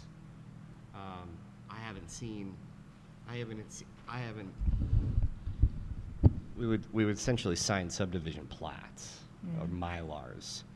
Actually, Mylar is just a piece of plastic, but it's what you end up usually printing on. But we've never done that here. I know we haven't. The question is, it doesn't matter to me one way or another. I mean, Yeah. if the board wants Mark to come in and sign site plans, that's fine. I mean, to Mary and I, it doesn't matter. I don't know what the purpose is if it's not required, because ultimately you have a packet in front of you. That packet is actually kept as an official record. You have minutes of the meetings that's kept as an official record. It can all be traced back. So to me, it doesn't matter, but I just wanted to tell you what we do. Can I get Mr. Roman to have a, go ahead, Mr. Roman. It's really pretty antiquated to do that. Is it? And the person that would be, like the building official or a plan reviewer, somebody in the administrative office, you typically keep the approved set of plans. There's a set there, there's a set on site. So other than having something on paper that this is what the planning commission agreed this should be, I don't see a need that, the secretary should sign it. It really means nothing to anybody. Yeah, if the secretary doesn't sign it, the site plan or the subdivision plat or whatever the approval is still valid. The planning commission still voted on that. Ms. Chick? So if we're going to decide to go ahead with having the secretary sign them, if we're approving the site plan at a meeting, can't we just sign them then? Well, that's Yeah. what Mr. Luan always said. It would be best if we did that, because, sometimes we get site plans in here, and we look at them, and there's a building that needs to be torn down or something. It's still on the site plan. And if we're not really specific about how we make our motions about what needs to happen on these site plans, then how do we know? I mean, it's different. They're a little different. And I know we didn't always get the final ones. There would be engineering ones or something that Mr. Rushlow would take care of on site. So there's a little bit of wiggleness, Well, there's wiggliness. administrative approvals after True. So there's administrative approvals after the planning commission's site plan is approved. So the planning commission actually doesn't approve a final site plan. Okay, Mr. Michelle. I actually had assumed this entire time that it would be me that signed the site plan, and that would be after all of the conditional and administrative, that this would be one thing that was delegated by the secretary to staff, so that I would get the last set of site plans, the ones where the conditional uses are satisfied, the ones that look like I think you have agreed to have them look. So that's what I thought was happening here. Okay. We just need it clarified, that's all. Mr. Dignan. Is that not the role of the building administrator? That's the role of Could the be. building administrator, not the planner. I mean, I'd like to strike A as an option, but I think the rest of these are certainly responsibilities that would be carried out by the secretary themselves. I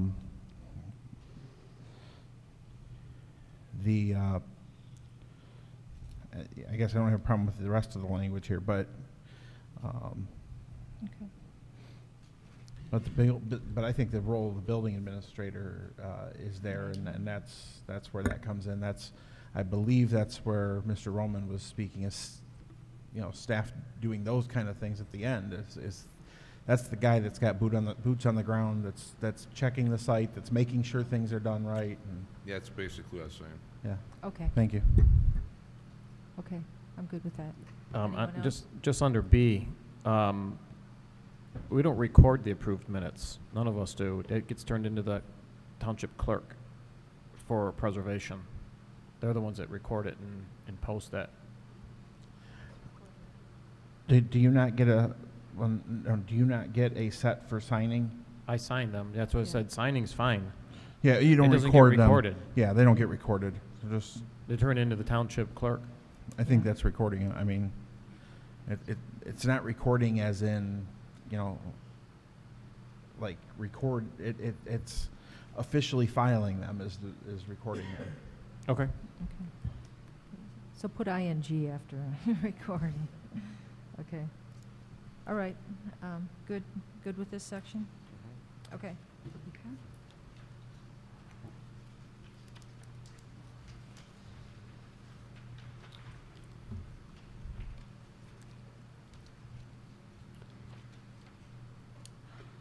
Section 8.1, we just added the time and place.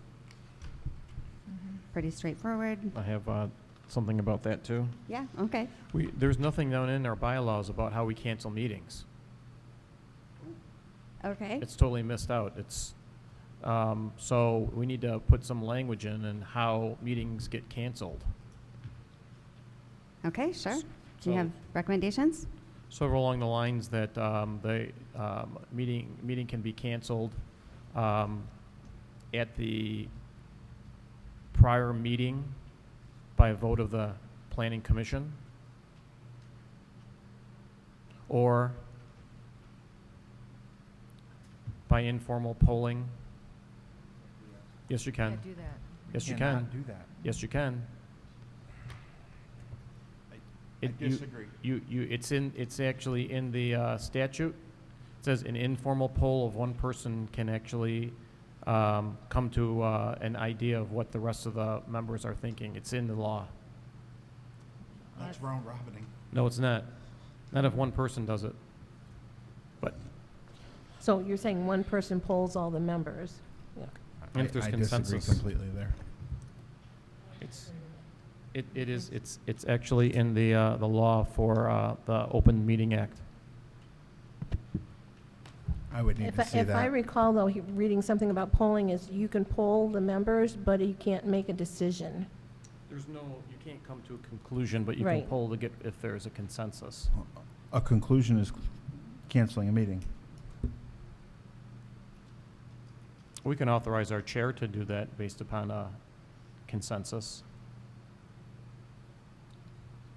Either that or we just end up putting in that we have to cancel at the meeting before Well, the and leave chair, it like that. the chair can call a special meeting, so I don't see why So the can the chair. secretary, though, too. Right.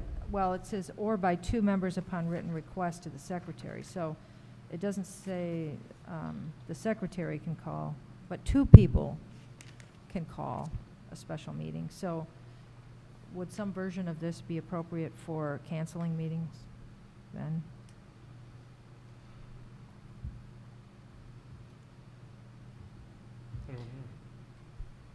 So you're suggesting a meeting cancellation procedure, so meetings may be canceled by the chair or by 2 members upon written request to the secretary? Well, I think 2 members is kind of short. I mean, well, I don't know. 2 officers? 2 officers? I would just say that if we're going to cancel a meeting, let's just cancel it at the meeting prior, and it has to be a vote of the entire planning commission. But That strikes me as pretty restrictive. yeah, because What if you got 4 members that can't be there, you can't have a meeting? right, right. Because Well, that's not that's, the meeting can't be held. It's not a cancellation of the meeting. If you don't have a quorum, the meeting doesn't take place anyhow. You're not canceling it. I have canceled a meeting if there have not, if there's been like nothing, like all of our applicants have fallen through, or, you know, it's just not worth dragging everybody in here and spending how much money to have a meeting for 10 minutes or Well, something. I'm just saying, we need to come with some kind of consensus to put it in there. It's got to be some kind of wording in there, how the meetings that get canceled. Well, the only reason we would cancel a meeting is if we don't have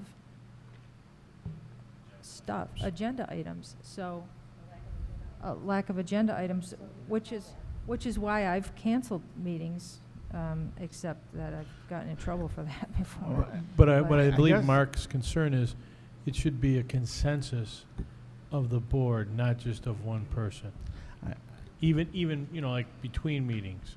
If there comes up, you know, I could send an email and let people get back to me, and then I could say, well, okay, 3 people can't even come, I'll cancel the meeting. You know, something like that. It's not a vote of the group, it's just saying that they can't make it. I don't know what to say I about think if that. you're canceling due to lack of agenda, I would believe that the secretary and the chair could make that decision. I don't have a problem with the bylaw stating, you know, the chair in consultation with the secretary may determine a lack of agenda exists and a meeting Right. may be canceled. I don't have a Right. problem with that. Right. I mean, that makes sense, but I was just bringing up the fact that we all have to approve our meetings. It has to be, you know, the meeting schedule for the following year has to be approved by the whole planning commission, not just by 2 people. So how do we cancel those meetings that we've all approved? That's all I was saying, is that how do we want to handle that? Okay. I like get Ken's that. suggestion that it should be made by the chair and the secretary, because if there's no agenda, Due there's to just lack no of agenda. Okay. Okay, we could have one of these meetings, maybe, let's see, under agenda. so Ms. Duencheck, can you put some language together to that effect? Sure. Yep. Thank you.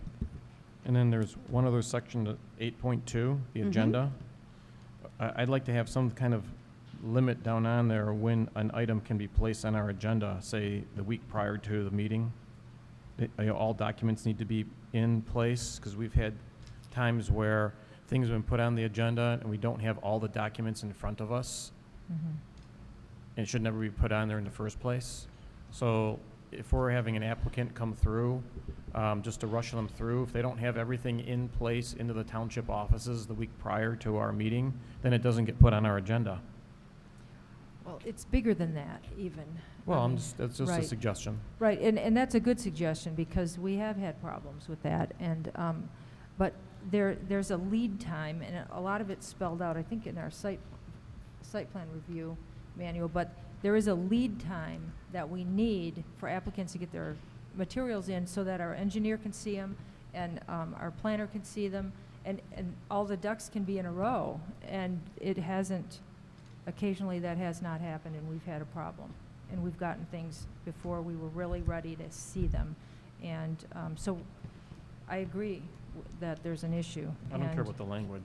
Yeah, so Can- we need to do something about that. Can I ask what the practical implications are of that first of Ms. Michelle. Dumichelle.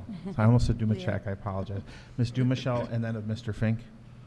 So, I'm sorry, can you ask me the question What are again? the practical implications of that when you're dealing with a real applicant of, you know what, the road study won't be ready until the Monday before the meeting, but everything else is ready to go, and the road study is just an approval from the road commission on their plan. You know, it's not a document that really affects us, but it doesn't make the packet complete. So, I mean, I'm just thinking that there are times that there are items that while it would make the packet and application complete, in all reality, we just need to see that it's approved. We don't have any say in what it is. It's, you know, if the Water Resources Commission approves a drainage plan for, you know, and it passes engineering, that's not up for us to weigh in on. But it may not be in the plan until the Monday before the meeting, because that's when they'll get their final letter of approval. So I would hate to hold up an applicant another month for that. Mr. Roman? I don't think we've ever had that case where if it's just an approval from another agency or something that somebody needs to, you know, be approved and carry on. We've never really stalled or put somebody behind due to that. But we have received late documentation on things that are pertinent to the Planning Commission, and I think that's the most important thing. I think it's more what Mark is relating to, if I'm not mistaken. Because you can't make a decision without the information, so you wind up pushing it off to another meeting anyway. Or you make conditions, you know? Yeah. So would this be prohibitive of somebody saying, or coming to a meeting that doesn't require any backup documentation as a discussion item? I mean, does everything have to be on the agenda, or I guess if somebody wanted to bring up something at a meeting to talk about? Oh, like us? Yeah, if any one of the commissioners wanted to talk about something at a meeting that wasn't on the agenda. No, I don't, no. Right, so you're just talking about action items. You know, people that are supplying us with the Okay, documents right. we need to have. Okay. I think we should have a cutoff date with maybe an exception that staff can end up, you know, but that's fine. Ms. Dumichelle? You may want to handle the whole thing that way, because it really does end up being, it's not some, like, that is a thing that ends up being handled entirely by staff. And funny, you should mention it, Mary and I just had a phone call this week to get those things ironed out between us, because the kind of the purpose of us is so that it doesn't come before you until it's ready. So if things have been slipping through, then we should tighten up our procedures, and this just enables the procedures. But I don't know if you want to put, you know, 21 applicants must have, you know, their stuff in 21 days ahead of time in your bylaws, when it may be that they don't need the whole 21 days. It may be that it's a huge project and you know to ask them for 30, but they're like, oh no, it says here 21 days. So I don't know if I would be that specific. I was just simply talking about putting it onto our agenda. On our agenda. Having it actually show up for us to consider and get all that information when they don't have all of their ducks in a row. And I'm not saying now, but in the past, it's happened. Sure. So, Oh, sure. you know, and some of these things are like, well, just in case something happens down the road, let's keep them in there. Well, I think that if something happens down the road that we don't have staff like we have now, that we need in order to have somebody be able to look and say, this is the way we're following our guidelines or the way that we're operating. So we're not making exceptions.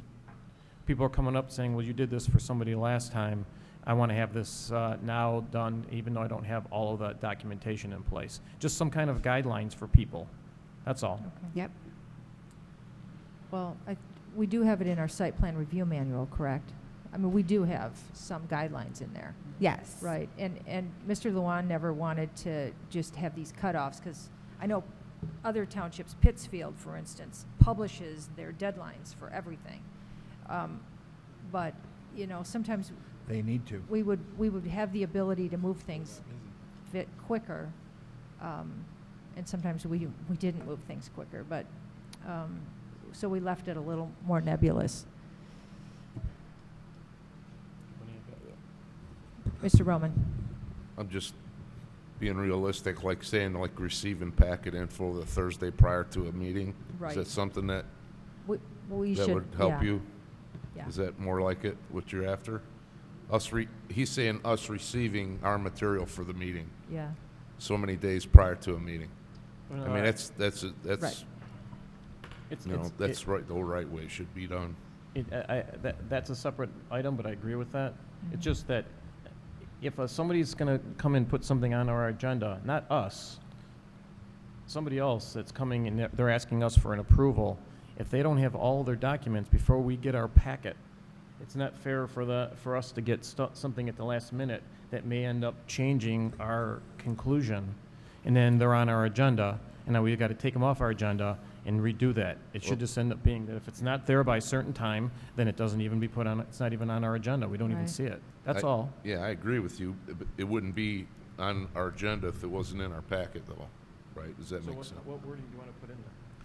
Well, I don't know. I mean, I'm just throwing out my thought, but how you put it down, I don't know exactly. Can we leave it at the Can we discretion of the just- township manager and the planning consultant Yeah. to, if you have, if there's an applicant in question, I think it's important, especially since the applicants typically have a lot of interaction with the township manager, a lot of interaction with the planning consultant, that if there's a question as to whether they're ready, or whether the application's ready to be presented to the planning commission, if there's things missing, Mr. Fink and Ms. Dumichel together can make that decision whether or not it should go forward. I trust them to be able to make that call and make that decision, and I think it's important that both of them are involved because I think their interactions with the applicants may be very different. The interactions that Ms. Dumichel has with them may be predominantly just that plan, where there may be other circumstances that Mr. Fink may be aware of. So I think the planning consultant, in consultation with the township manager, can use their discretion to determine whether or not an applicant can move forward if something is missing or not. I trust them to do that, and if it doesn't work, we come back and revisit it. But language to that effect, I think, would be helpful. I have some suggested language, which is not quite to that effect. I'm sorry, I was mostly done with it when you started talking. My bad. Okay. So, applications shall only be considered for placement on the agenda when all required documentation has been submitted and included for review in the Planning Commission's packet. That works? Is that what you're getting at? Yep. Perfect.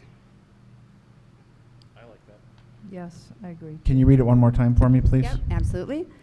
Applications shall only be considered for placement on the agenda when all required documentation has been submitted and included for review in the Planning Commission's packet. Okay, that That still addresses- doesn't give any room for discretion on the part of yourself and Mr. Fink. I think that it does, because by the Planning Commission deadline, I better have all that documentation, and I better have my report written. So if we have gotten to the Wednesday before the Planning Commission meeting, and I'm still looking for a document from an applicant, I don't think we're getting, like... Okay, but before that final decision is made, what's the process that takes place? So as we're working it out now, I've asked to tell the applicants 21 days as a guideline. So that gives us 21 days before the Planning Commission meeting that they wish to appear at.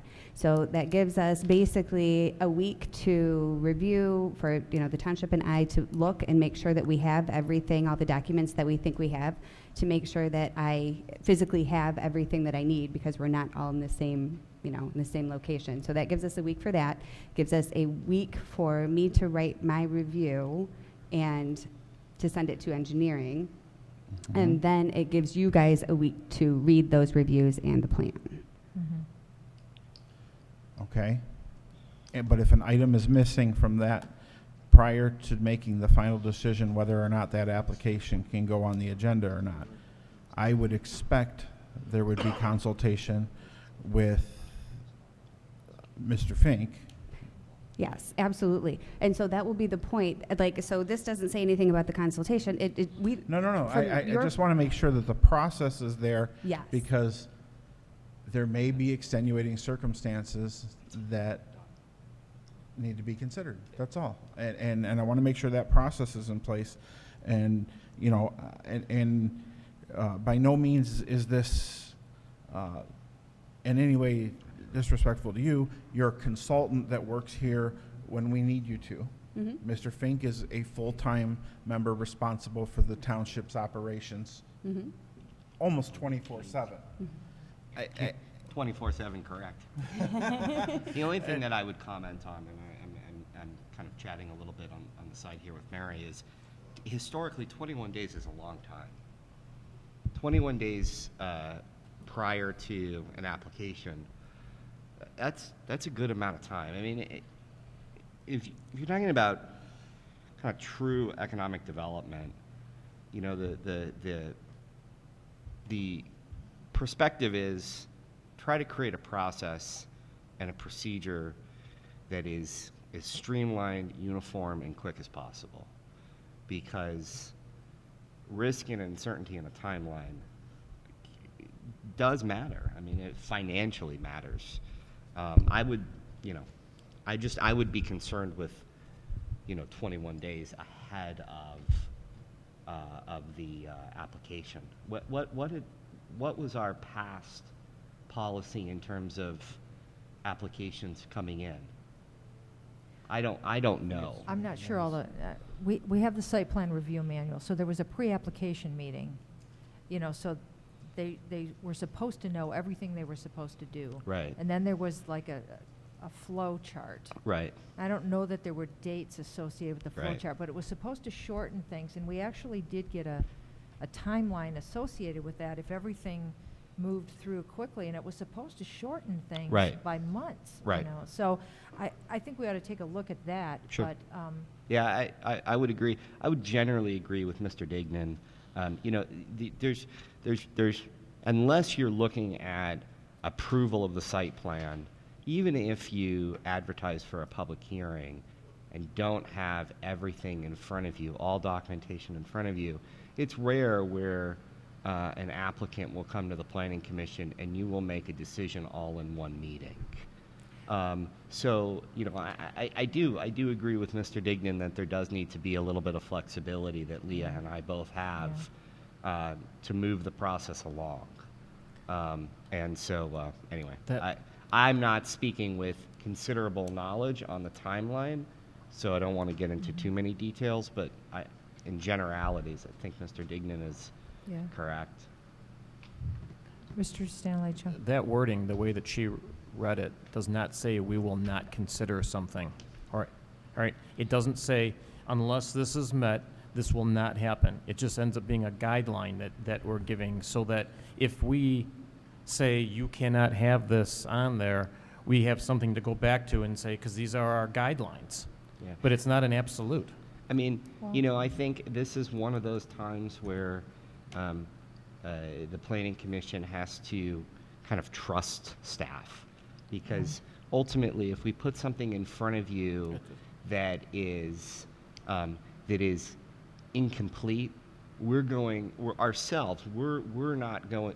You're not going to look upon us favorably as something that we have put in front of you in order to review. So we're not going to do that. But there are times when there might be exceptions. Okay. We'll let you know if you do. Well, and you'll let us know if we do that as well. We There's sure no will. question. Okay. No, I agree with Mr. Sanalicho, and I think that language is adequate. Okay. Okay, moving on to the next part. Excellent. Okay.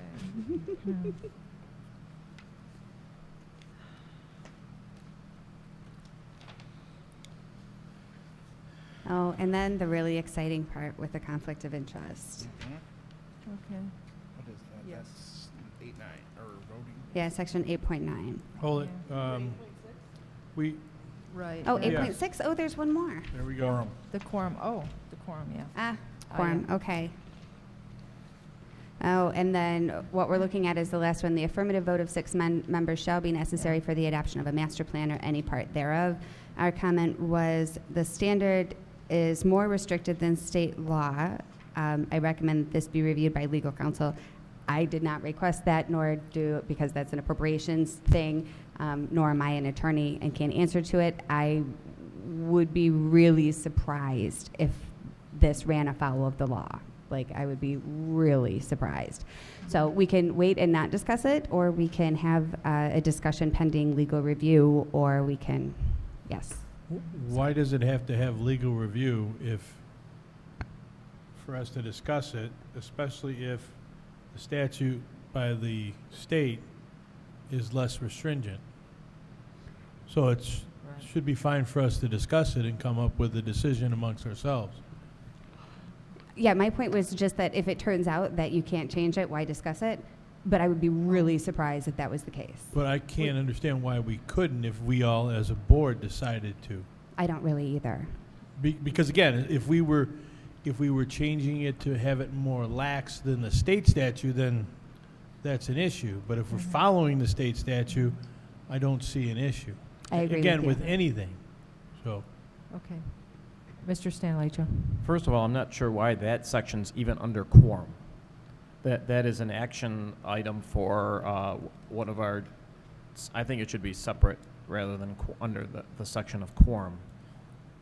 It doesn't deal with section of quorum. It deals with how many votes does it take to have an action item. So I'm not sure why it's even underneath there. But the section above that where it says whenever a quorum is not present at a regular and special meeting, those present may adjourn the meeting. Well, the meeting can never take place if we don't have a quorum.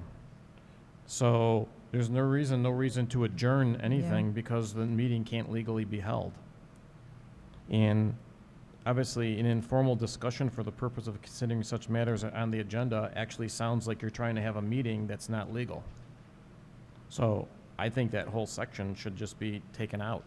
I don't see the point of it because you can't have a meeting unless you have a quorum.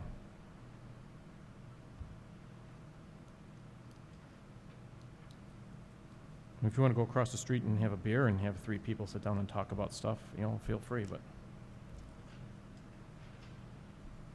So where should that comment about the action of 6, 5, 4, whatever it ends up being determined for the master plan, where should that go? Maybe under voting?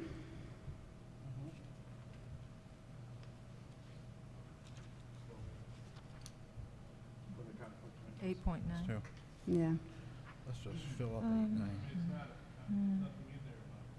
Yeah. No, voting is Voting. where a conflict of interest is. Voting should also be where the affirmative vote is. Correct. Yeah. 8.9. So did we want to strike the second paragraph under quorum? I don't see the point in having it. I don't either. True. Agreed. Yeah. Oh, then before we get to the next one, was it 8.7? Mm-hmm. Oh, I know that there were some comments that Marlene had made about perhaps putting in additional section Comment. under between E and F for comments from the commissioners. You had made That was mention part of our perhaps that might be an discussion idea before. to do. So there's a second Because there's- opportunity, so they don't yes. have to stay until the end. And We call it board clarification at the Okay. school level. okay, and I know the board of Whatever you want. trustees has something too. What is it called?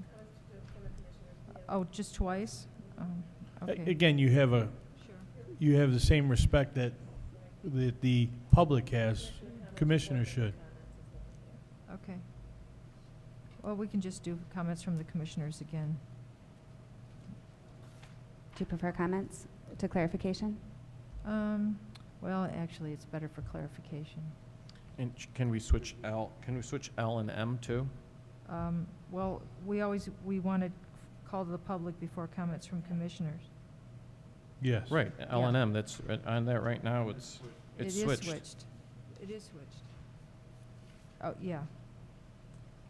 Okay, well, we can put clarification. You know what I mean? So. Under. Oh, I see. On her section that she switched it. I was looking at different one. E.5 Sorry. or whatever you want to call it, yeah, clarification from the commission. Sometimes there's misunderstandings. and it would be helpful, so, okay. Is clarification okay instead of comments? That's what you suggested.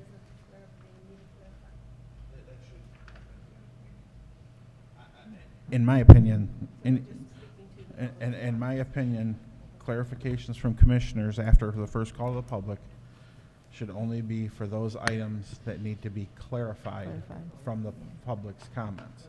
Yeah. Okay. Stuff that we individually have for this board should be taken up at the end of the meeting. Yeah, I agree, Mr. Dignan. Everybody else okay? Okay. Yep. So we're still looking for a spot for this master plan voting. Well, that voting, okay. On the master Probably plan go voting, there. 8, I mean, we're kind of in 8-9 now anyway, aren't we? Pardon? We are in 8.9, right, voting? Right, 8.9 is voting. And we're dragging that 8.6 item over? Mm-hmm. I mean, I think any vote in excess of supermajority is speaking to an agenda, to be honest. Any requirement that a vote be higher than a supermajority, higher than a two-thirds vote. Okay, I do agree with that. I mean, a supermajority is a two-thirds vote. Right. That's 5 out of the 7 Right. members of this board. Anything up above that is there to create bureaucratic backlog, to stop a process. That's why it's higher than that. We've all seen actions in the Senate, right? Mm-hmm. Where things will carry on. I mean, supermajority vote, I just think that's the standard for something that, you shouldn't be voting on anything above supermajority. I just have a fundamental problem with that in the democratic process, so. Well, it does take 2/3 vote to change bylaws, and I've been doing a lot of thinking about this, and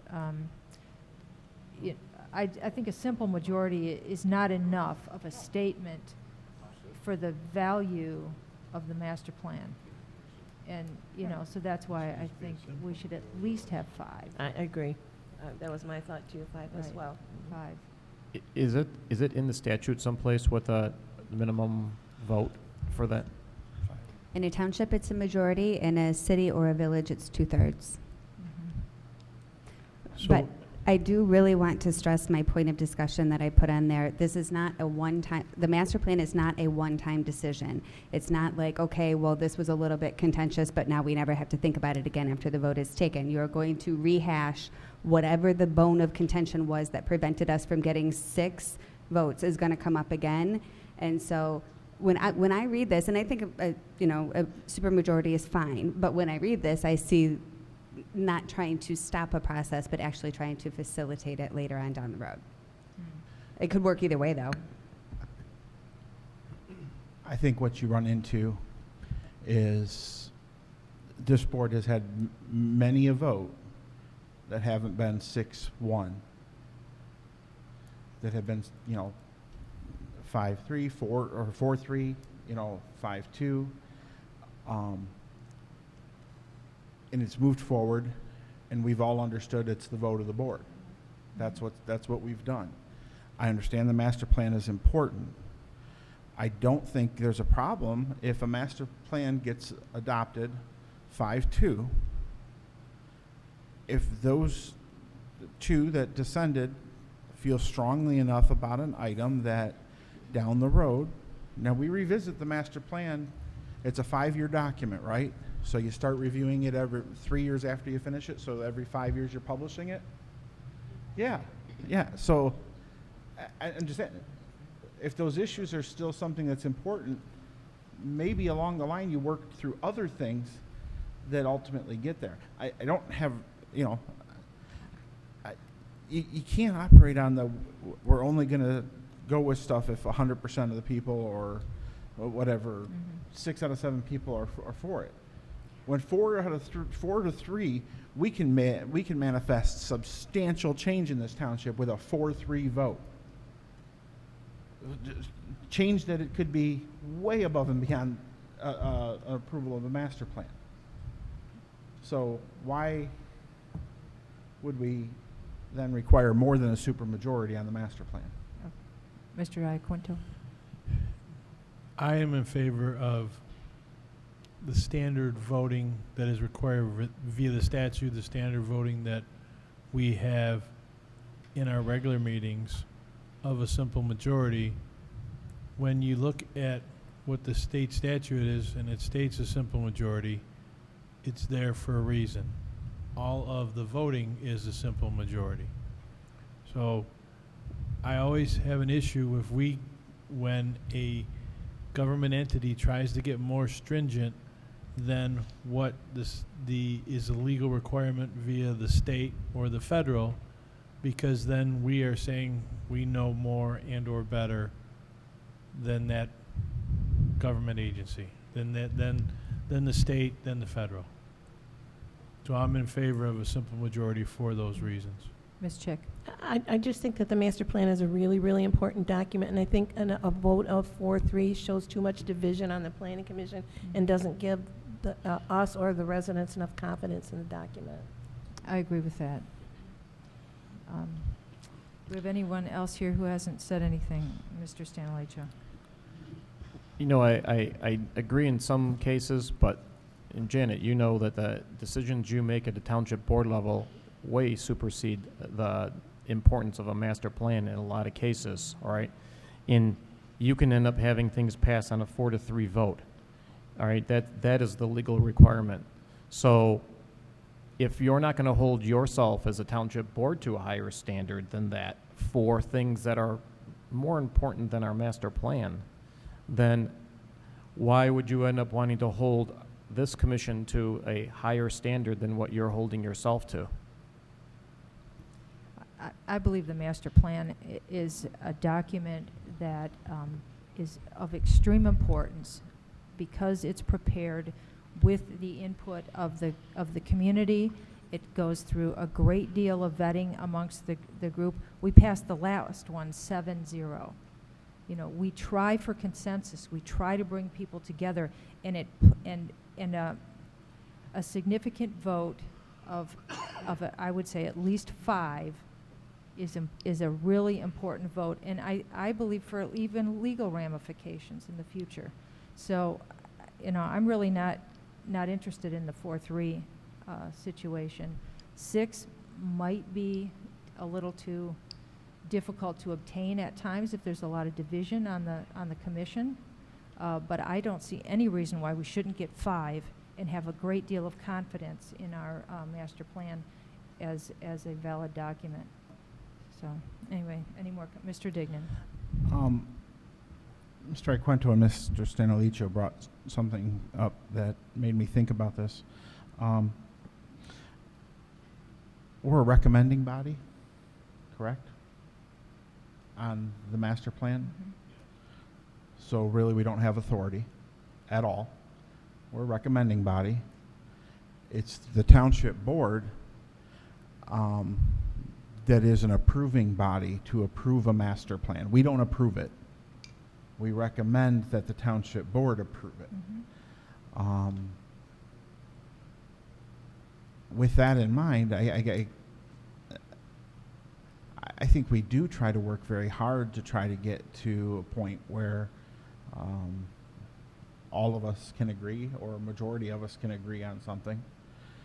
But with it in mind that we are simply a recommending body, that has me feeling a little differently than even a supermajority. Because if we're simply a recommending body, again, we have no authority on it. We saw that when we're a recommending body, we can easily be usurped by the elected body. Well, just this past year, where we went forth and made a recommendation, and it was overturned at the township board level. So when you put it in that perspective, it just has a whole lot less. If you're the final, you know, we're blessing this document to be the law, that's a big responsibility. That's a huge thing. I understand. That's important. We're not the ones doing that. We're not. Ms. Chick? No, I don't disagree, but I think if the master plan goes to the board with a 4-3 vote, even the board is going to wonder if Why we not? think it's, we really think it's a good document, so they might question it. Hopefully they're reading through it and making the vote based on their own decisions, but I think we have to show that we're competent enough in it to put it to the board. I agree. With that in mind, do you think that the township board would approve a master plan 6-0 or 6-1 Why not? or more Why not? right now? Really? Okay. I just, I know you can't speak for the board elected members, officials. But I'm gonna, if we think it's a good plan and we're that sure that it's a good document, they're gonna feel that we've done our work. And they're Well, they not- haven't shown that in the past, so I don't take that, I Well- take that with a grain of salt because they haven't valued that in the past. Have So- they- In the majority of the time they do. I think they've probably only backed out on 1 or 2 things at the most in the time I've been sitting on there. But, Since they've taken the but powers away. the master plan is a whole different animal. I mean, we're telling, it's a document for the future of the township, so they have to take that seriously. Okay, so are we going to change this to 5 or leave it at 6? Do we have a consensus with 5 Well, or 6? you made a motion earlier. I would make a motion that we move this to a simple majority and let us vote amongst that right now. Is there a second for that? Okay. I'll support that. We have a motion by Mr. Iaquinto for a 4-3 being okay, and It's not 4-3, it's just a simple a majority. simple Simple majority. majority. Okay, simple majority, which That's the happens to be difference. 4-3. But Okay. it's a simple majority simple majority. following state Okay. statute. Okay, we have a motion by Mr. Iaquinto that a simple majority be appropriate for approving a master plan. All in favor say aye. Aye. All opposed? No. Okay, so there's 2 noes and 4 yeses. So we will put that down for a simple majority, and we will see what the public has to say when we post this. This is not a final vote here. Just the draft. It's a draft.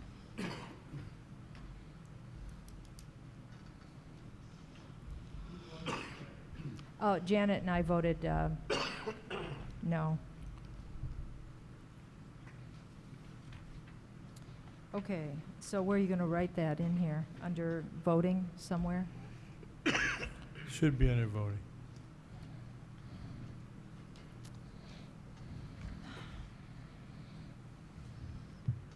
And then that takes us to the voting section. Right. And talk about conflict of interest.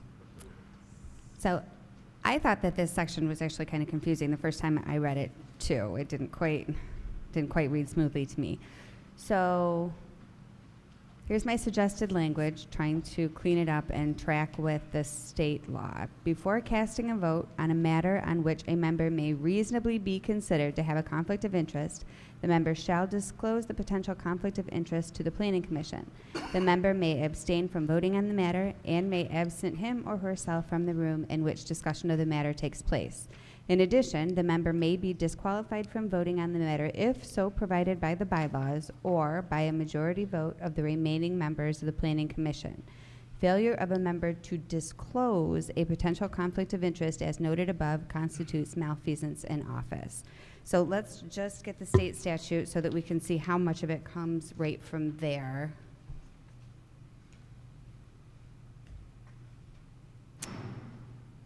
Okay, and most of it's verbatim. So the state statute, before casting a vote on a matter which the member may reasonably be considered to have a conflict of interest, the member shall disclose the potential conflict of interest to the Planning Commission.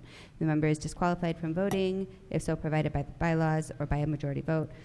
Failure of a member to disclose the potential conflict of interest as required by this subsection constitutes malfeasance in office. So mostly we just stuck straight to the state language. And then the next sentence is, unless the legislative body by ordinance defines conflict of interest in the purposes of this subsection, the Planning Commission shall do so in its bylaws. Northfield Township's ordinance says you shall define conflict of interest in your bylaws, and then that brings us to the conflict, the the definition of conflict of interest there. The first three, it doesn't sound like anybody has any problem with. They're pretty strictly defined, and that's good. And then matter D, a matter that would give rise to the appearance of propriety. My 2 comments on that were just that. We're not threatening to remove anyone for having the impropriety or for anything except for not disclosing it, which is a fundamental, I mean, if we are serving the public, then that's, I think, a fundamental point of transparency. The second thing is that I myself am held to that standard, actually. Like, that's in my code of ethics that so you employ me, who is held to that standard. It is in planning code of ethics. It's a voluntary ascription, but I ascribe to it. And then the third thing is, I actually just got that certification last week, and to do so, I had to sit for a big, fat, long test. And in the studying of the ethics section, they brought up this in particular, like specifically the appearance of impropriety. And we're talking about, particularly in small communities of less than 10,000 people or so, that it is really hard to avoid the appearance of impropriety because everybody does everything. And so in that case, they said, you're really not leaning so much on excusing yourself as on transparency. It's the disclosure that is important in that circumstance, just so that everybody knows, what you got on the table. You may not, be recused from every vote in the way you would be in a bigger community where, we got more, but the transparency is important. Okay. Okay. Ms. Chick. I think it would be just really simple to say the only, not the only, I want to say only, impropriety would be if there's any pecuniary interest. I mean, basically, that's the law.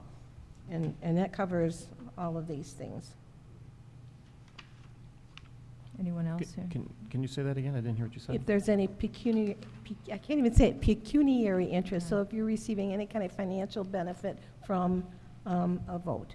Okay. That would be the definition then of impropriety? Yeah. Right. Okay. That would be C. Well, I It did. would be ABC. Wasn't there something that the township just had done, like in the past year, conflict of interest statement?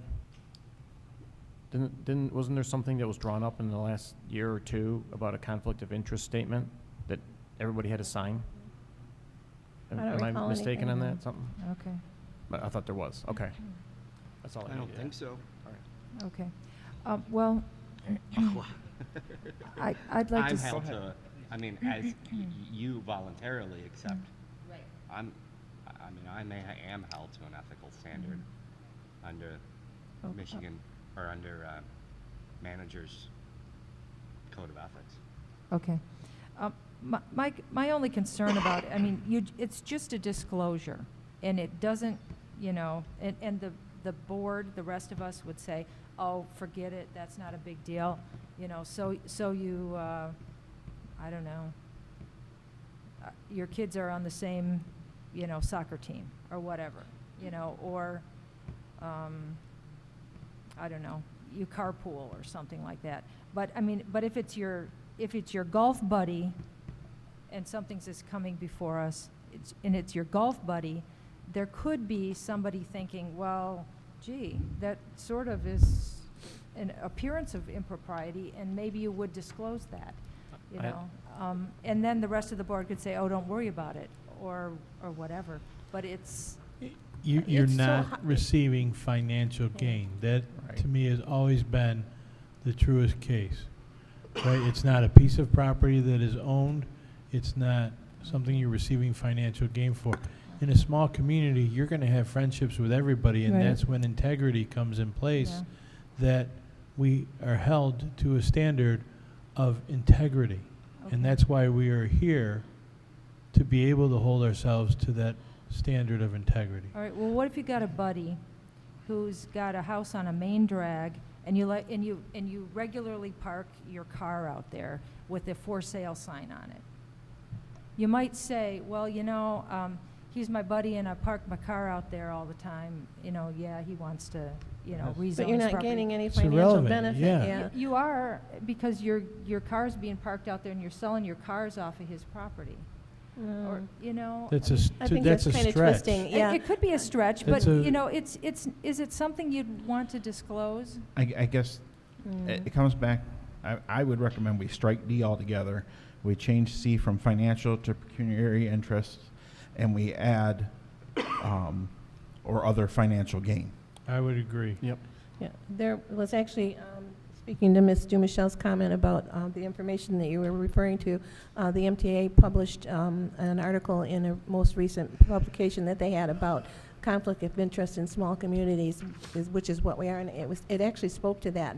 Everybody knows everybody, everybody's either related, or it's really hard to avoid an appearance of Yes. conflict of interest because it's just the nature of the beast. So it has to be defined by something specific.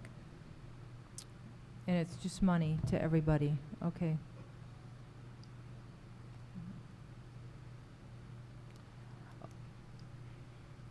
I don't know. MSU says, conflict of interest exists when a member of a public body has an economic, personal, or family connection to a matter before them, which may prevent or appear to prevent an objective vote. If a potential conflict exists, the affected members should declare the circumstances of the potential conflict and request that the public body decide by majority vote if a conflict in fact exists. If a vote is cast affirming the conflict, the affected member must be excluded from voting on the matter and should leave the meeting room while the matter is discussed and voted upon. So if no conflict is deemed to exist, the member must vote on the matter. So I don't know. I don't know that it's just money, you know, but anyway. Mr. Dignan. Item A and B, I mean, A could be considered money. Yeah. But item B doesn't have anything to do with money necessarily. I mean, your employer could, Yeah. but a relative, I mean, it does cover more than just, you know, and I guess I'd take A as, you know, if you know, if you're renting from a guy who's coming before the planning commission, I guess my question would be then, is that a conflict of interest? If you're renting from them, I would say it is. Why? You don't have any financial gain. Well, It's Mr. costing you money to live there. I mean, you know, I'm just Yeah. saying, you know, you can spin it all different directions, but Yeah. I think A, B, and C cover it. But Ms. Dumichelle's. I think what you're saying is correct, and then that's why it's so handy to have it, to just require that we air it. Like, nobody is dictating what has to happen. We're just saying, so that then the board can make a decision about whether it's a big deal or not. It's just an opportunity to take that on a case-by-case basis. And not to necessarily say, well, these are the only things, you know, right here. And, okay, give rise to the appearance, you know, like, I think that's a value judgment. Do we want to be the kind of board that goes, okay, I know that looks bad and I'm going to explain it? Or do we want to be the board that says, I don't have to, you know, well, okay, that was going to be a snotty way to say it. Or do we want to take the position that how it looks is not important? Right. It's a transparency issue to me. I guess if somebody has an issue with it, they could just bring it up and then we can discuss it. Yeah. Mr. Dignan? again, this comes to small communities. If you're a mechanic in this small town, does that mean everybody that has a car, you know, that goes to you might potentially have a conflict of interest? I mean, if the mechanic in town fixes your car, is that a conflict of interest? Or if you happen to be a restaurateur in here, does every person that eat in your restaurant, if they come before this commission, is that a conflict of interest if you're the restaurateur? What if you live next door to? What if you live next door to somebody who's come, you know, before the commission? So what? Again, that's why you have to have integrity. Right. You're not receiving financial gain. Exactly. Yeah. But just saying, gee, you know, I live next door to that applicant, you know, and the rest of us go, well, okay, you know. I think we've had that discussion. Or across the street from or their them, property borders mine. I mean, we've had that discussion before, but you know, but it's just you can go that the words of appearance of impropriety, it's so subjective. It is. And immensely. In a small town, you could have just about anything. I mean, myself, I try to do everything I can in this town. I try to I try to spend as much money as I can in this town, especially in the hamlet if I can. And, you know, because of that, anyone in town that comes before this commission, I should have to say, I'm sorry, I've supported their business in the last 30 years I've lived here. Really? I mean, I just, sorry. The fact that I get my milk at Poly Market isn't going to impact my decision as to whether they're going to have a site plan here. I mean, Does that really give rise to the appearance of impropriety? does it? I mean, It's all a level of interpretation. Anything you can to keep it here because we don't have any other grocery stores. I'm saying it's very easy. Someone might say, yeah, because you know, someone else might not want that down there on that corner. They want something else there, and they say, well, you have a vested interest in that being there. and then surely 4 planning commissioners would be like, you just get your milk there. Well, so do they. But Right. Okay, I'm here. here's That's why the perception If you of have member, impropriety yeah. That's not even, I mean, or the nobody would appearance even think of that. impropriety is ridiculous because who's making the judgment call as to whether or not it's an appearance of impropriety? 4 planning commission members. so Yeah. Mr. Stanleycha. I would like to, Janet, you had the verbiage before, striking D and putting in what? Can you read that again? You have it written down? I did not write it down. It came out of my head. No, it was what we had just talked about. I was actually a little bit confused. Janet, were you saying conflict of interest is defined by Northfield Township Planning Commission as involving any pecuniary interest Yes. and Xing out A through D altogether? No, C. See? Okay, so that was just for C. Mhm. It wasn't to replace the whole Or it could be A. Okay. You can put pecuniary in A or C. Yep. I think if you put it in C and, I'm sorry. I think if you put it in C and add or other financial interests, I mean, So, go ahead. no. Go I- finish it, yeah. You know, I would still keep A and B. Okay. Oh, go ahead. Okay, I had a question for just a hypothetical. So suppose a member of the planning commission belonged to the Kiwanis, and the Kiwanis came before us and wanted to do something in the downtown area for a project. So do those members that belong to the Kiwanis are not allowed to vote on the See, that's a you good project for the decide question. Kiwanis? Yeah. But- And if you got 3 people on the board that are Kiwanis members, because Kiwanis raises funds for children in the community, I'm a Kiwanis member, I'm on the Yeah. board for Kiwanis, so yeah, 'Cause am I supposed to A abstain? lot of the same people that are involved in the government and the township are involved in the projects in the Yes. community. But there's as well. 2 steps. There's 2 steps. We're just asking that the 3 members of the Kiwanis say before voting, we're members of the Kiwanis. Right. And then the rest of the board has the opportunity to say, well, I guess you're going to have to vote anyways because we won't have a quorum if you abstain, or to set some guidelines, or to have that discussion. It's just disclosure. My question is, what does that matter? Yeah. Why does that matter? If we're supposed to be up here making decisions, we all agree that we're here to make decisions that are not biased, they're based upon no biases. Why do we need to admit that we know people that are here? For the benefit of the public. Yeah, Oh, it's a transparency issue. So hold on. So it's not transparency. It is. What it is that you're trying to figure out that people might think that you're doing something because somebody else is, know somebody, so you're doing them a favor. So that's what you're doing this for. You're doing this simply because you don't want other people to think you're doing a favor for somebody, because that's really what it comes down to. It's the interpretation of somebody else, what they're interpreting that you're doing. And so you're trying to get into the mind of somebody else of what they're going to interpret. Correct? I am in favor of disclosing interest. What's in the state hold on. statute? Interest. The Interest. state's- is What does that mean? Terminology in the The state? state statute is, I quoted it verbatim. Everything that is read and underlined came directly from the state statute.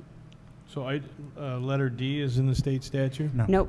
The state statute requires this board to define conflict of interest. There's no Okay. guidance. Madam Chair? Mr. Dignan. And with the way this is written right now, conflict, I want to read this directly. Conflict of interest is defined by the Northfield Township Planning Commission as involving a matter that would rise to the appearance of impropriety. Mhm. That is a conflict of interest by that verbiage right there. A conflict of interest is defined by the Northfield Township Planning Commission as involving a matter that would rise to the appearance of impropriety. That is the way it is written right now. So it's not would decide, it's not as a group. It says, we, the Planning Commission, define your conflict as a rise to the appearance of impropriety.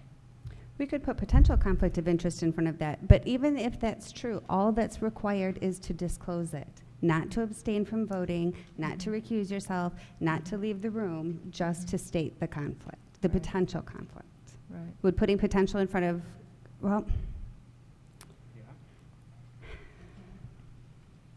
okay. Potential conflicts of interest. Mhm. Okay, so where are we at with this? We talked it around in circles now. How about just putting down potential interests of conflict and get rid of the whole impropriety thing? Because it is an undefined term, and who's going to determine what an appearance of impropriety is?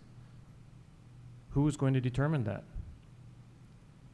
That's where your that's where your integrity comes in. Right, but who's going to determine that? Are you? Somebody else sitting on here is going to determine that appearance of impropriety? So why not just put down any potential conflicts, any other potential conflicts of interest, and just leave it like that?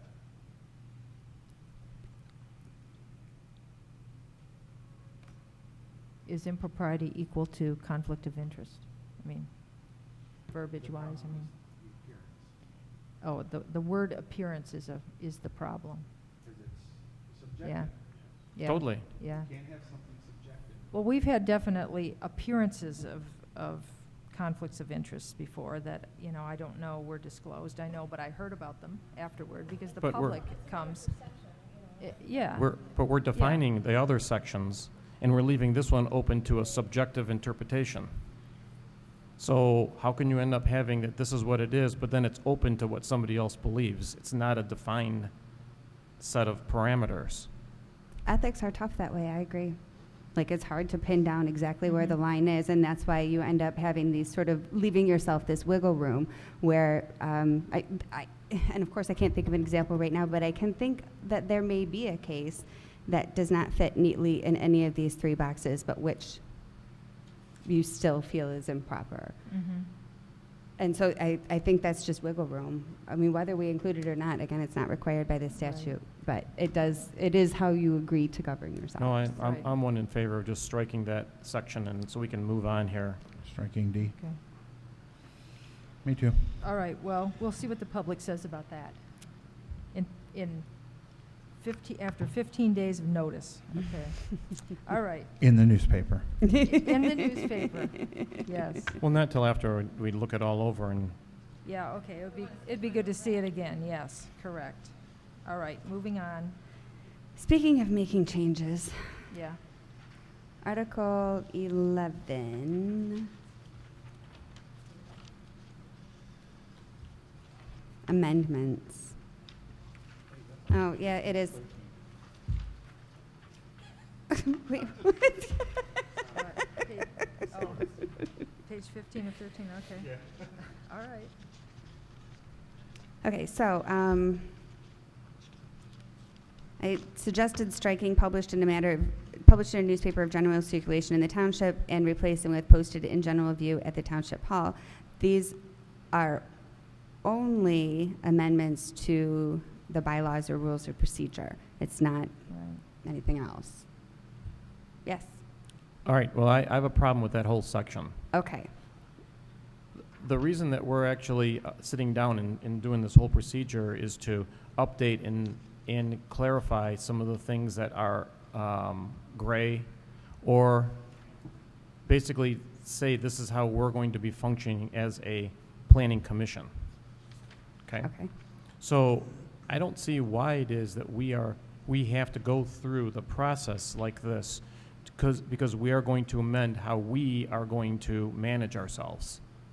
I don't see the point in going through. It's almost like this is a public hearing, when in fact this isn't about what the public doesn't have any input on how we're functioning here. This is how we have determined that we're going to function as a group.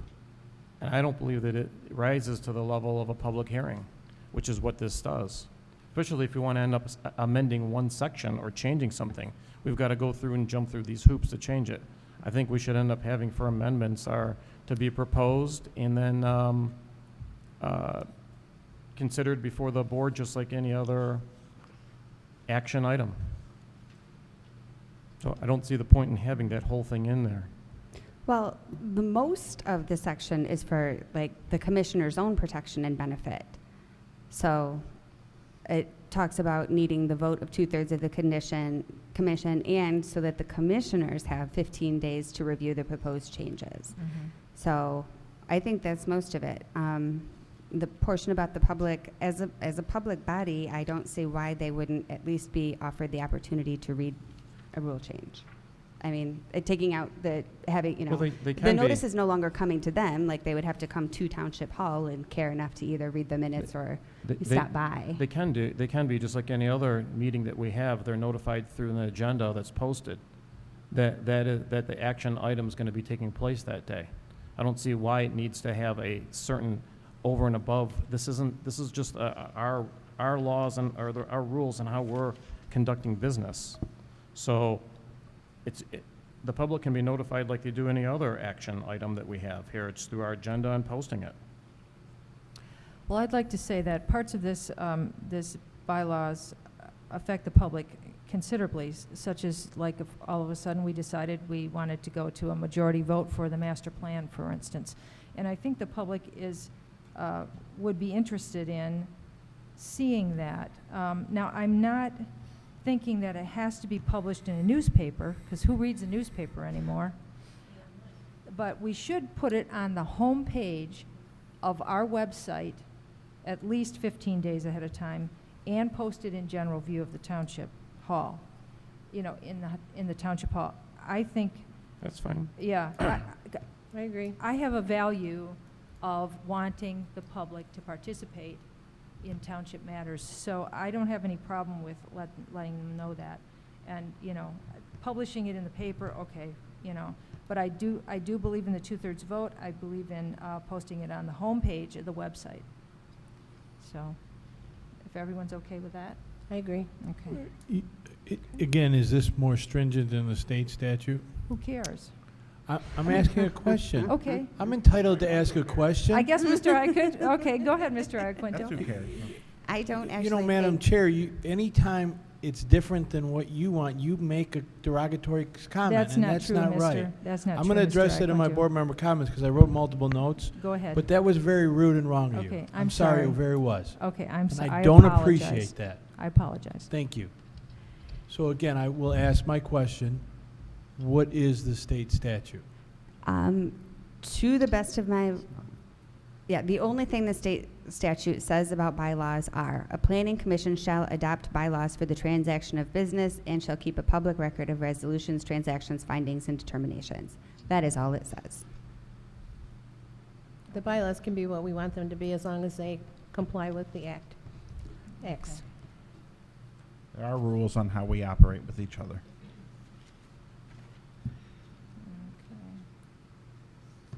Are we done with this? I think so. Are we done with that one? Yeah? And then there's just, One more? Okay. yep, one more. Okay.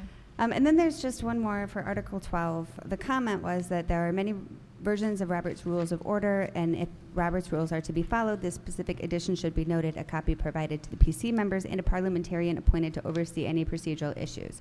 It's often stated as a standard practice of boards. Its implementation in reality is more complex, and I actually don't have vast experience with its implementation in reality. Would you like to add anything to that, or do we just want to discuss it, or? I have a comment. Robert Rules of Order is very complicated, and I don't know if this Plan Commission actually decided to adopt the formal Robert Rules of Order. They were in place when I got here. The Board of Trustees actually adopted a simplified version because it's much easier to work with, and it makes the meetings run a little more smoother, and I think it makes it more open for people to discuss things. But so there's several simplified versions out there if we want to look at that before we even decide on what to do with this one. Okay, Mr. Stanleycho. Well, the Roberts Rules of Order is just a guideline on how your meetings are conducted. Our bylaws we are putting this in our bylaws on how we are conducting our meetings. Our agenda that we are going to be adopting states how we are going to be functioning, whether it go from the roll call to adopting the agenda to the items that we are following that guideline anyhow, even though we're not using Robert's Rules of Order in its complicated form. So I don't believe that we should actually even say that we're going to be following Robert's Rules of Order per se, or a particular version, unless somebody here is going to be the expert subject matter on being the parliamentarian. Right. And I think that if we want to do anything, is that we've done it through changing our bylaws to make it so this is the way we're going to function. Mr. Dignan. Yeah, as a longstanding member of the American Institute of Parliamentarians, there's documents that are provided to us that are available to the general public as well. And they're 8.5 by 11. They're quick reference guides as they relate to Robert's Rules of Order. They have them specific for different levels of government, different types of boards, different commissions. I mean, I think it is something we could refer to. I mean, we've never had a parliamentarian as far as I know. You know, but, and I guess it could be debated whether we need one. I don't know. But there certainly are ways that you can, you know, and I'd be willing to bring that information to the board at our next meeting to look at. If we decided we wanted to adopt something, we could adopt it, a version that has a quick reference guide, so we would have it at our disposal to be able to make those decisions when necessary to make sure that we are in compliance with, you know, it's really for the public and for the board itself to make sure you're functioning. Right. within good It's a rules. code of conduct It and is. basically how to make motions, and I think we need that structure. Sure. Well, maybe we could compare the two.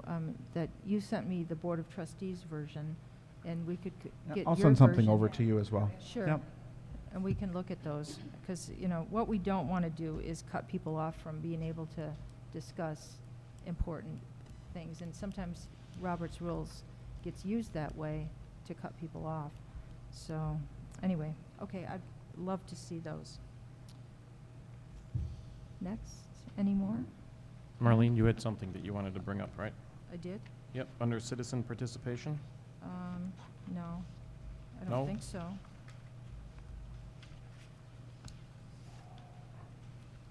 No? I thought there was a line, that the commission discussion of any raised issue shall result in questions directed back to the individual representative, an organization or group addressing the commission.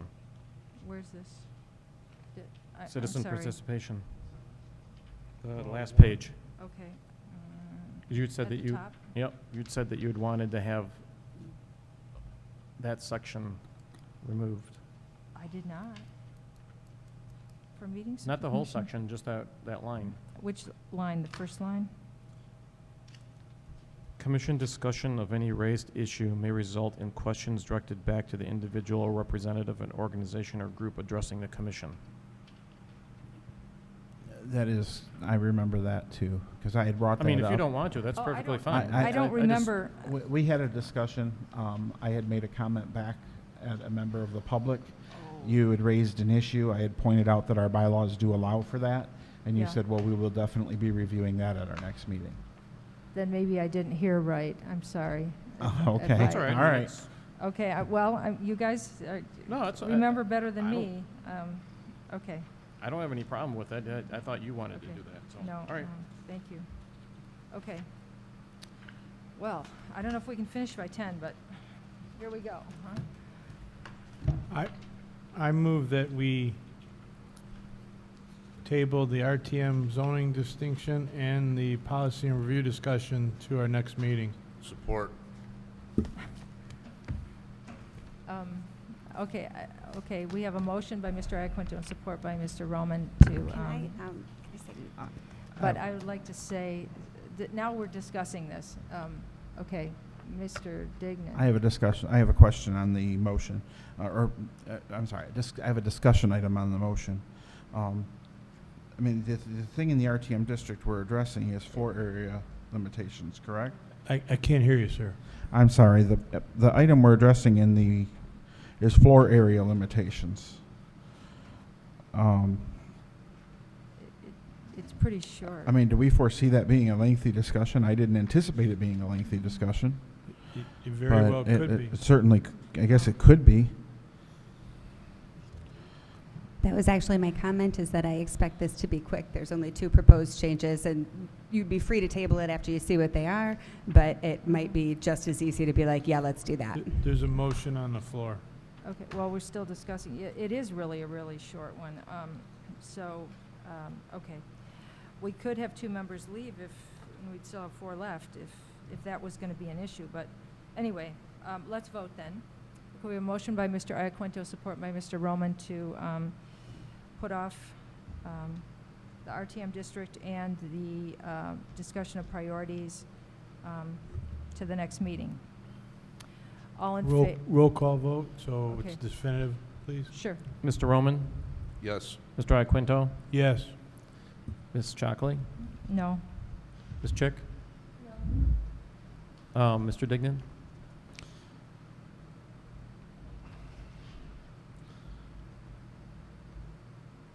No. I'm going to vote yes. Now we're tied. What? That means we're going to hear it. Yeah. So we're going to, okay. So it fails. Okay, fails. Okay. We'll see. Okay, let's do this. Ms. Dumichel. Sorry about that. So what we have are my very short report and then a copy of the ordinance. In my very short report, so I was asked about that 25% limitation. Is it a common thing? Do other communities have it? I went through a good 50 pages worth of a variety of zoning documents. I picked them based on either RTM or, a high-end manufacturing district that I knew of, either locally or I thought, oh, what the heck, we'll go look at the Research Triangle down in Maryland. The state of Michigan also has a industrial facility certification program and a list of where those are located, so I picked a couple of those zoning ordinances at random. And the point with that being that I did not see a specific floor area limitation anywhere else. It just was not a thing, and in fact was often permissible in the other direction, like they would just put manufacturing light assembly as a permitted use. So I still really think that we're fine if the 25% restriction is too restrictive. We're fine with either striking that language altogether because it still insists on being customary or on being subordinate and incidental, or if you would be more comfortable having a number in there, changing that number to 49%. So that's my one recommendation there. Ms. Chick. I just have a question, actually 2 questions. I guess it would make this simple for me. What is the benefit of doing this to the RTM district, or what would be the disadvantage to the RTM district to change it? So the benefit of it is that you maintain the kind of high-end, and you really are forcing a limitation of the uses. The disadvantage would be the lack of flexibility, and that it may just not be carefully enough written to actually do that. So because the defining difference between a RTM industrial district and all the rest of them are that you don't require this 25-foot to 50-foot setback because the activities are light enough and are basically inoffensive enough that you can site them right next to each other. And in fact, we're saying that that would be a benefit. That's like item number 1 in our purpose, to get these businesses close together. So the benefit would be you can get them closer together. The drawback would be it is more restrictive. I would like to ask Mr. Fink's opinion on this, because this could affect a lot of what he's trying to do to bring businesses into the community.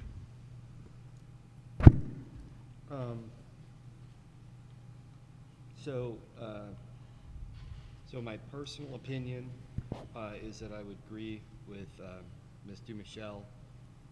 I'm the person that asked for it to be reviewed, and specifically this particular. Could you speak change. into the mic, I'm Howard? sorry. Thanks. I'm sorry. Thank you, Sam. So my personal opinion is I would agree with Mr. Michel. I was the one who asked for this to be looked at.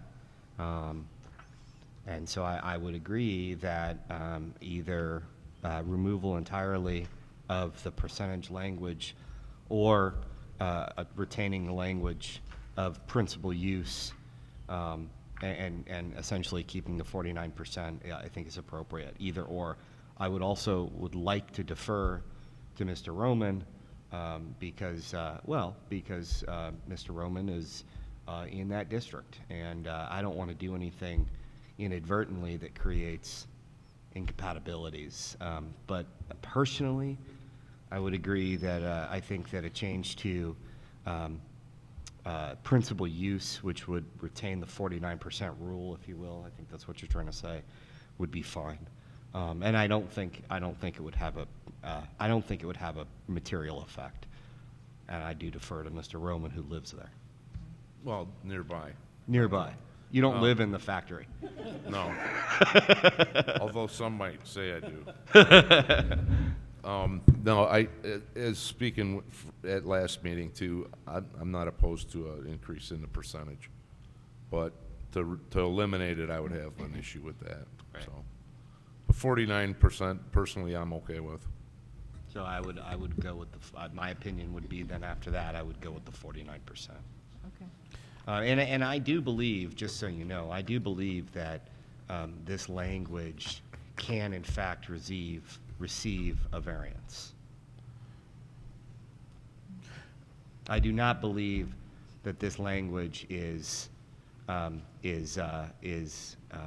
permissible for a variance of a development standard, because it is effectively a development standard. So ultimately, if somebody wanted to come through and have it as greater than 49%, I do believe that they could go to the ZBA and ask for that. Especially especially on an existing building. Certainly. That we have there, that would make the most sense. That's right. Okay. Great. Mr. Dignan? I did take an opportunity to go and visit 3 facilities that are not here. They're actually down in Dundee, Michigan.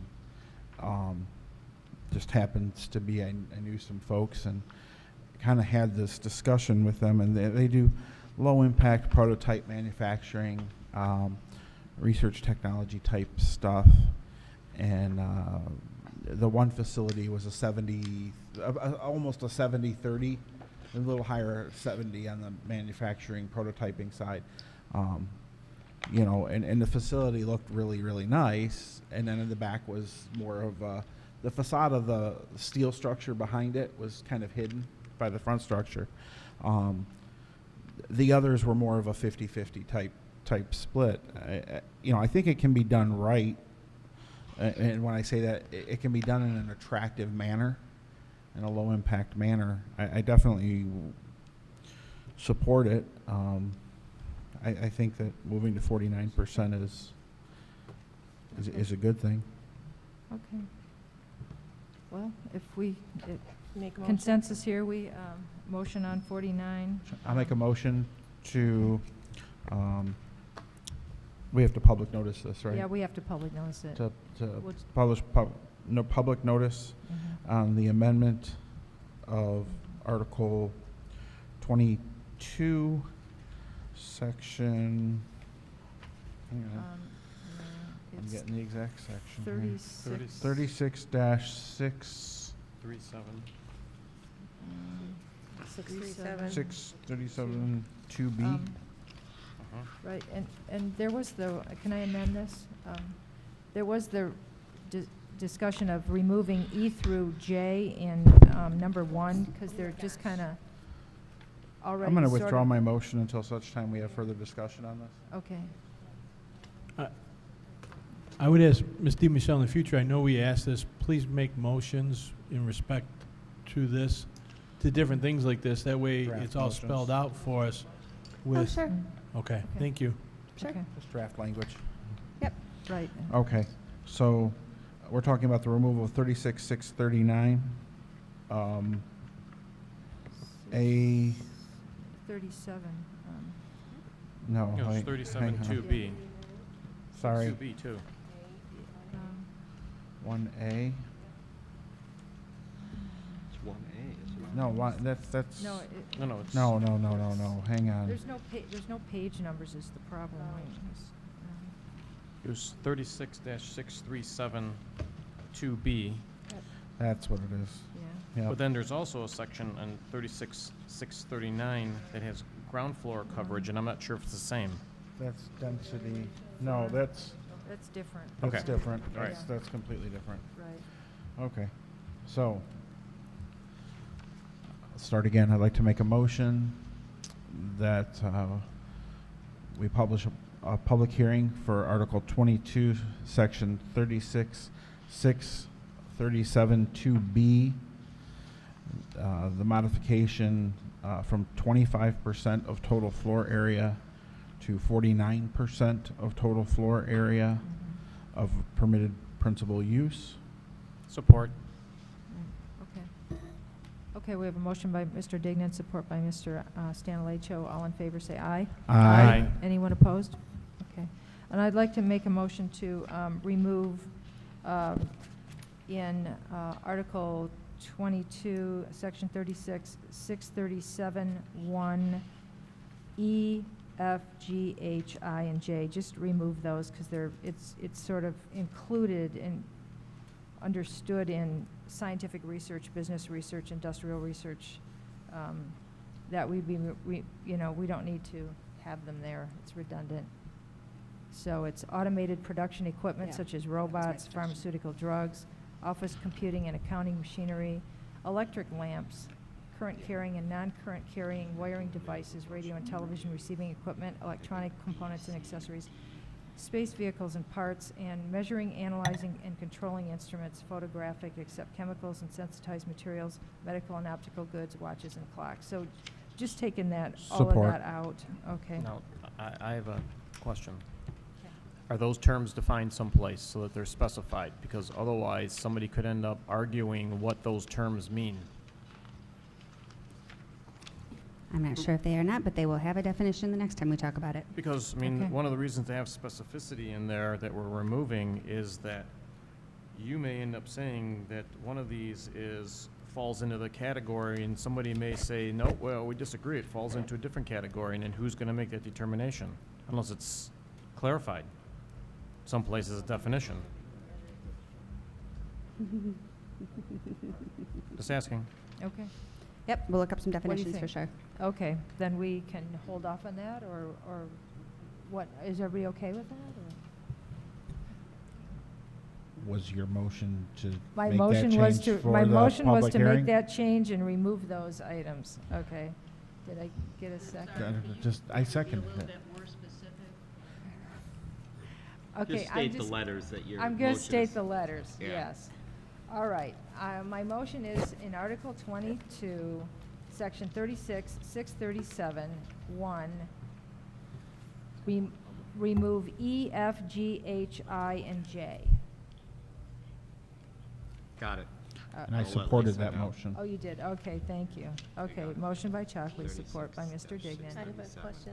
Go ahead, Ms. So Chick. where are they defined elsewhere in this, so that people understand that they're allowed? B, C, and D. B, C, and D is scientific research, Right. zone, and testing laboratories.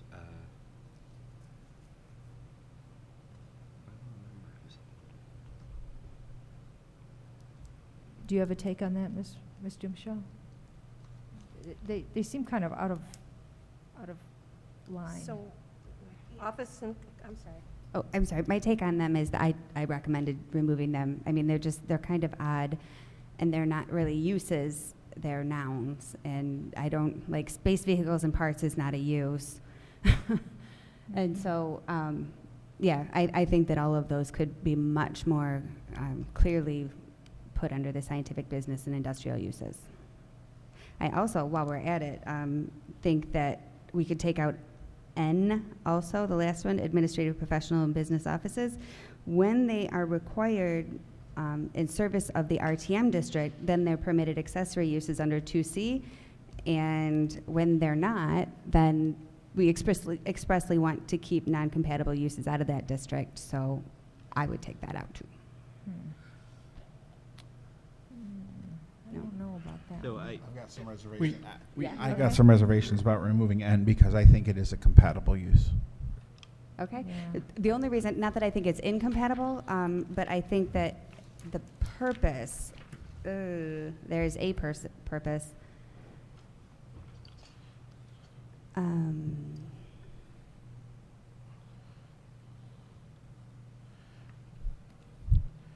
Can I elaborate a little bit? Yeah, of course. The reason I'm thinking they're compatible uses, and certainly you can't restrict which property it is, but I know oftentimes in these areas, you will find parcels of property that are incompatible with, due to size,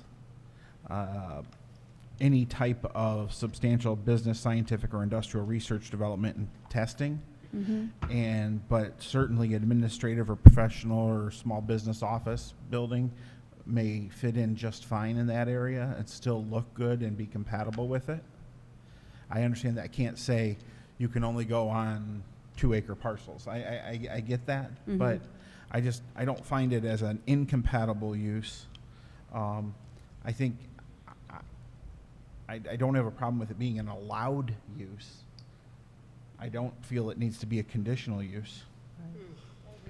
Yeah, I agree. I think I was not reading one of the purposes. The one that I was thinking of was permitting and encouraging these uses and thereby eliminating the need to provide for their location on scattered sites in the general vicinity. So I was thinking, so that's we're making sure that we don't need these uses to go elsewhere, and I was thinking that it was phrased the opposite direction to make room for these uses in there. So Okay. I am on board. So we're back to voting for my, unless there's more discussion. Was there a support? I Yeah. supported. Okay, Mr. Dignan supported. Okay, so all in favor of removing those, say aye. Aye. Aye. Anyone opposed? Okay. Then we'll schedule that for the next public hearing opportunity. Okay, next.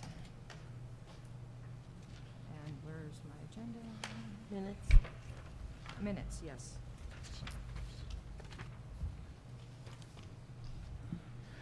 Can, And I have somewhere, I have any yeah. changes. Madam Chair, Yes. can I make a motion to postpone item 12A until our next regularly scheduled meeting? Support. Is that the priorities? Yes. The priorities. I'm certainly fine with that. Okay. So we have a motion by Mr. Dignan and support by Ms. Chick to postpone that. All in favor say aye. Aye. Anyone opposed? Okay, great. Wouldn't we have to, because it's in our bylaws not to take on any new business after 10? Right. Right, we'd have to vote to take on new business Right. after 10 Okay, so we're leaving that. minutes. Okay, any changes to the minutes on page 1? Mm-mm. Page 2? Okay, can I have a motion to adopt the minutes as distributed? So moved. Motion by Mr. Dignan, support by Ms. Chick. All in favor say aye. Aye. Aye. Anyone opposed? Okay, thank you. Next item is probably the call to the public, right? Yep. Okay, I've lost my agenda, but we'll have call to the public. Oh, thank you.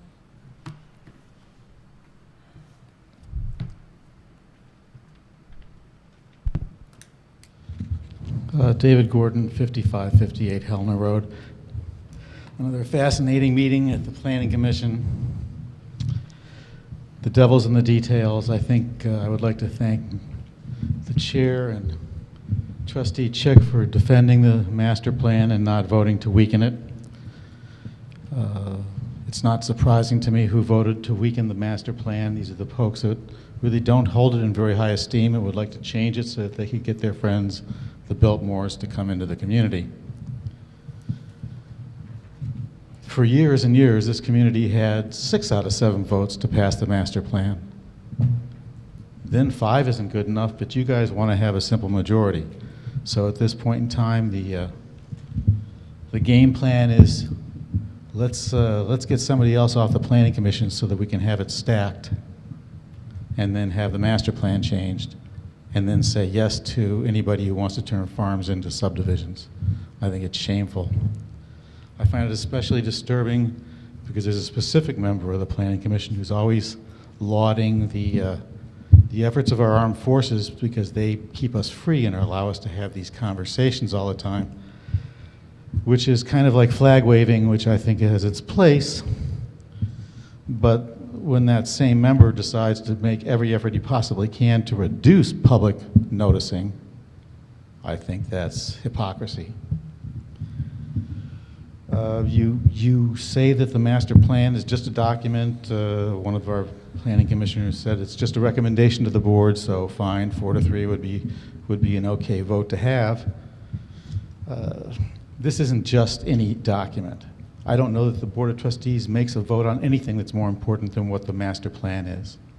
And they take their lead from the planning commission. So to diminish it and weaken it is not in the best interest of the public, but I'm not sure that certain members have all the public in mind. I think they have their own little agenda they're working on. But that's just my opinion. Some of you have been pushing to have the absolute minimum noticing requirements for the public. When this building was approved to be built for $3.8 million, the people voted for that. But when the additional $4 million was borrowed by this community, by the Board of Trustees, they gave exactly 18 hours notice and put a little 8.5 by 11 piece of paper on the front of the building here, and then reached into everybody's pocket for $4 million. That was legal. That was the minimum amount that the public was informed about before $4 million was taken from us, and we're still paying for it now. So I would like to thank the members of the Peace Corps who are out there around the world doing their best in dangerous situations to help improve the image and to do good deeds in the name of the United States. And I am interested to see how many people show up at the public meeting for these changes that you're trying to make to the master plan. Thank you. Thank you. Okay, comments from the commissioners. We'll start with Mr. Dignan. No? Okay, that's fine. We don't have to. No, that's fine. I have a few. First of all, I want to correct Mr. Gordon, who came to the microphone and spoke many mistruths. The last one was the changes to the master plan. Nothing we did tonight is a change to the master plan. Nothing at all that we did tonight is changing the master plan. But Mr. Gordon likes to manipulate words in that way, as he has attacked many of us on this planning commission. But that's his tactic, and that's fine. I do have a motion that I've been contemplating, and I'd like to actually present it. And I know it's not on the agenda tonight, but let's see where it goes. I'd like to make a motion that the Planning Commission suspend all amendments to the master plan and notify surrounding communities that we are not in the process of amending our master plan at this time. The reason that I'm making this motion is I believe that we had some things out of order. We've been moving back and correcting them, and part of it is the survey, and I think the survey is important to get done. I think once we have the survey in hand, once we look at where we're at, once we look at where the current master plan is, decisions can then be made in a very methodical fashion as to what is or is not needing to be done in this community. I think that with my motion previously at a past meeting that was said, today's laws are our master plan, and that's what you have to abide by. This is sending a message that that is continuing to be what it is today, and we are not in the planning process at this time. So that's my motion. We have a motion by Mr. Dignan. Do we have a second? It's out of order, yeah. It is not out of order. Well, we have a motion, but we don't, oops, sorry. We don't have a second at this point. So it's an interesting thing to With think no about. second, I will continue my Okay. part of the public. This board has been partaking in something that's very disturbing to me. It's something we need to stop. While it has had nothing to do with decision-making in planning, it has had a lot to do with the operation and communication of this board.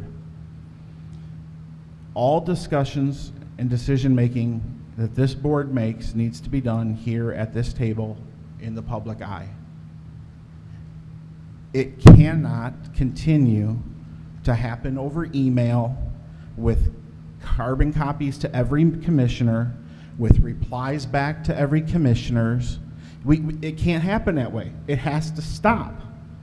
I've asked us to stop doing it, and now I've got to bring it. I'm bringing it to the table because it's got to stop from everybody's standpoint. If the chair sends out a communication to us as a whole, and you have a comment back to the chair, it needs to go back to the chair. It cannot go to every single member of this board. It can't. It's got to end. We cannot do that. We haven't had business before us that has involved us doing that. If we did have business before us that had some policy making or other decision making things other than just what's going to be on the agenda, we'd be facing some problems. We have to be very cognizant of making sure that we are in line with the Open Meetings Act.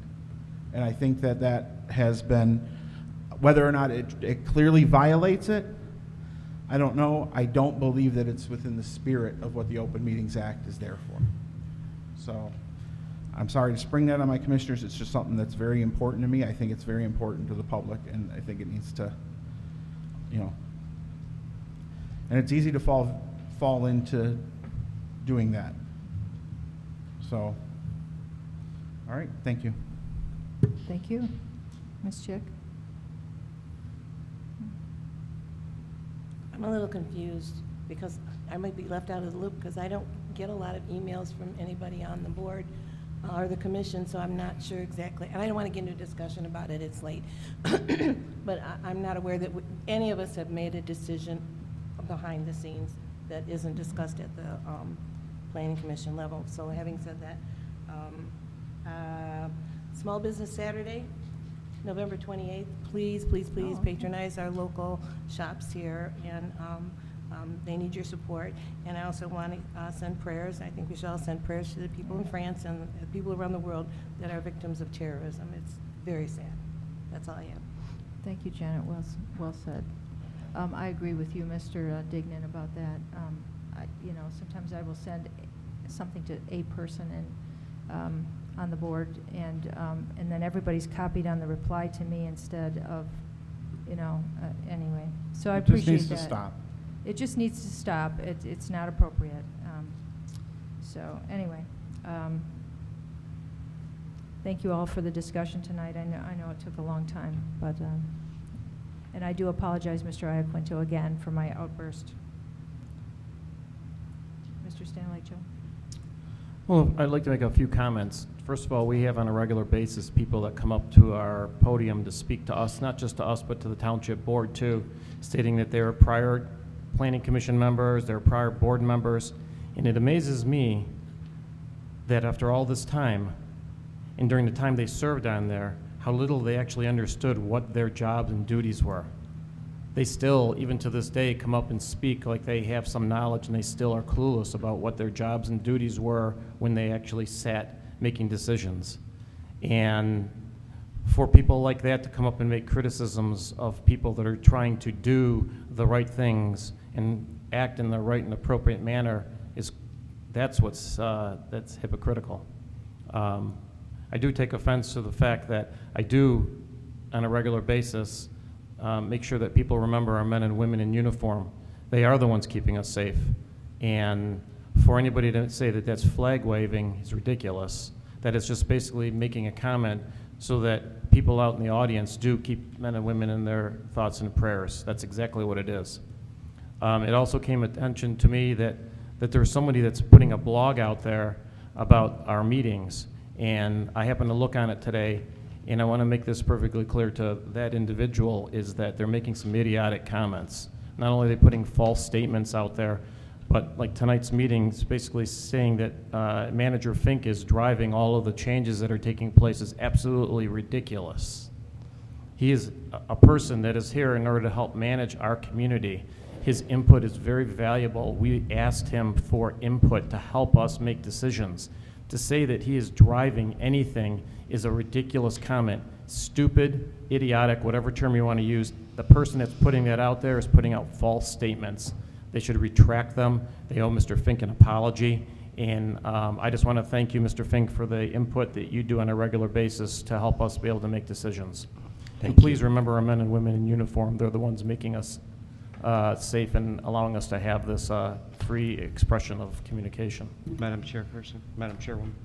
Yes. I know this is out of order, but may I have a quick response? Sure. Thank you. I did too read that blog, and it did bother me. I read it this afternoon. I read it before tonight's meeting. I read it during the meeting. I was asked to provide input into a set of bylaws that I hadn't read until this commission had brought it up. Mr. Stanleychko asked me to look at it. I indicated to Mr. Stanleychko that I would look at it, and I would look at it for the benefit of the entire Planning Commission. I did provide some policy questions to the Planning Commission. Never did I say, and if I did, I apologize for it. My role is not to say whether or not the master plan vote should be 4 members or 5 members or 6 members.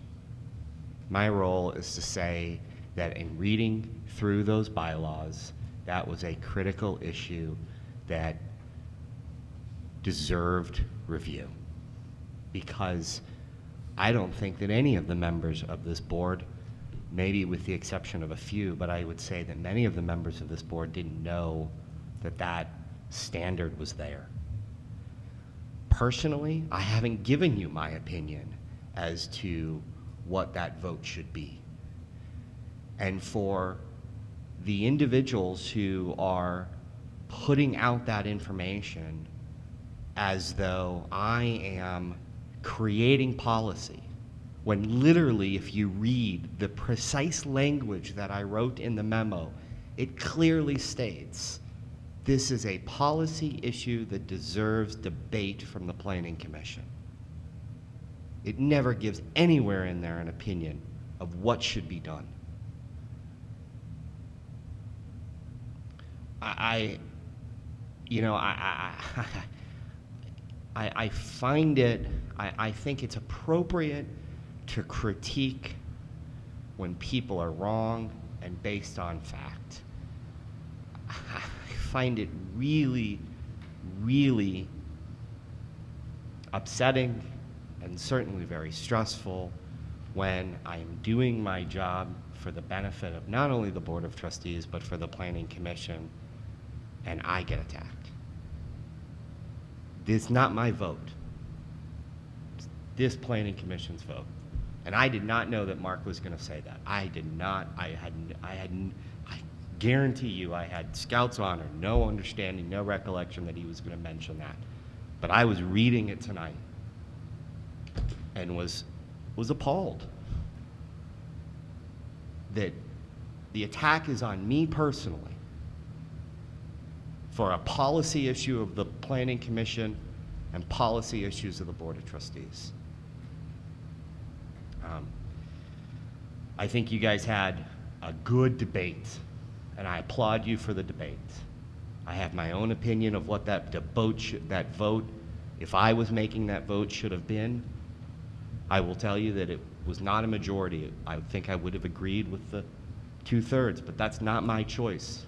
That's the Planning Commission's choice, and I applaud them for at least having a good debate. Thank you. Mr. Iaquinta? I too am very disheartened from statements from individuals that have come to speak at the microphone that twist words of the Planning Commission, twist words of the board members who are here to serve this community. Those individuals that continuously do that are following their own agenda, and they have always followed their own agenda to self-serve themselves.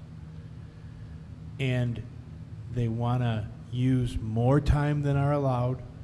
They want to continue even after the red card has been shown to them, and go ahead and continue to use more time. And then they want to sit there and smirk in the audience and continue to smirk in the audience. I continuously lose respect for those individuals. The Township Board is a very transparent, as well as the Planning Commission Board.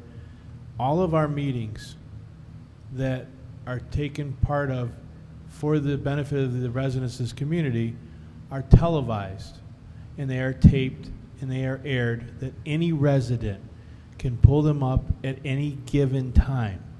You can't be more transparent than that. They are not hid, they are not done in seclusion, so they are available for any resident to watch at their leisure and then address situations as they feel appropriate. Next topic. Before we're caught off guard, are there any terms that are up this calendar year? Mr. Roman, are you up, Mr. Iaquinta? Yeah. And that's why I'm asking, because we haven't addressed that. So my term is up as well. Yeah. So is the procedure, Ms. Chick? I'll send you a letter of interest to the Board of Trustees. Okay. Mm-hmm. Should we write To the letter of interest? supervisor. I mean, to the supervisor. And I don't know if the Township Board changed it, that's why I was asking, does it go to the it's same supervisor It still? goes to the supervisor, and she presents them to the board, and the board votes. Thank you. I do appreciate your apology, Madam Chair, but it has happened several times during our discussion that when the discussion didn't end the way that you felt you wanted it to, your statement was, well, we'll wait and see what the public has to say about that. And I believe that that is leading the public instead of leaving it out for people to make statements if they so desire. That is, and it didn't happen once, it happened regarding the simple majority, it happened regarding a matter of the impropriety, and then again it happened with my discussion and question. So I believe it is improper of the chair or any board member here to lead and make a statement like that. So I would ask for that to not continue. Thank you, and happy Thanksgiving to all of the community that is out there. Please be safe in your travels. Mr. Roman? Not a lot more I could add at this point, but, and I was thinking if I was even going to address it, but accusations of improprieties by people on this board, it's personally insulting. I think you have a group of 7 people here that look at both sides of the issues, debate fully. We may not always agree with each other, but in the end, I think you're getting a good balance of views and opinions, and if the public can't see that, it's unfortunate. Thank you. Okay, thank you. Well, next meeting, December 2nd. I anticipate we will have an applicant, so. Motion to adjourn. We have a motion by Mr. Support. Dignan, support by Mr. Stamalecho. All in favor, say aye. Aye. Anyone opposed? Nope, thank you. Yeah, happy Thanksgiving.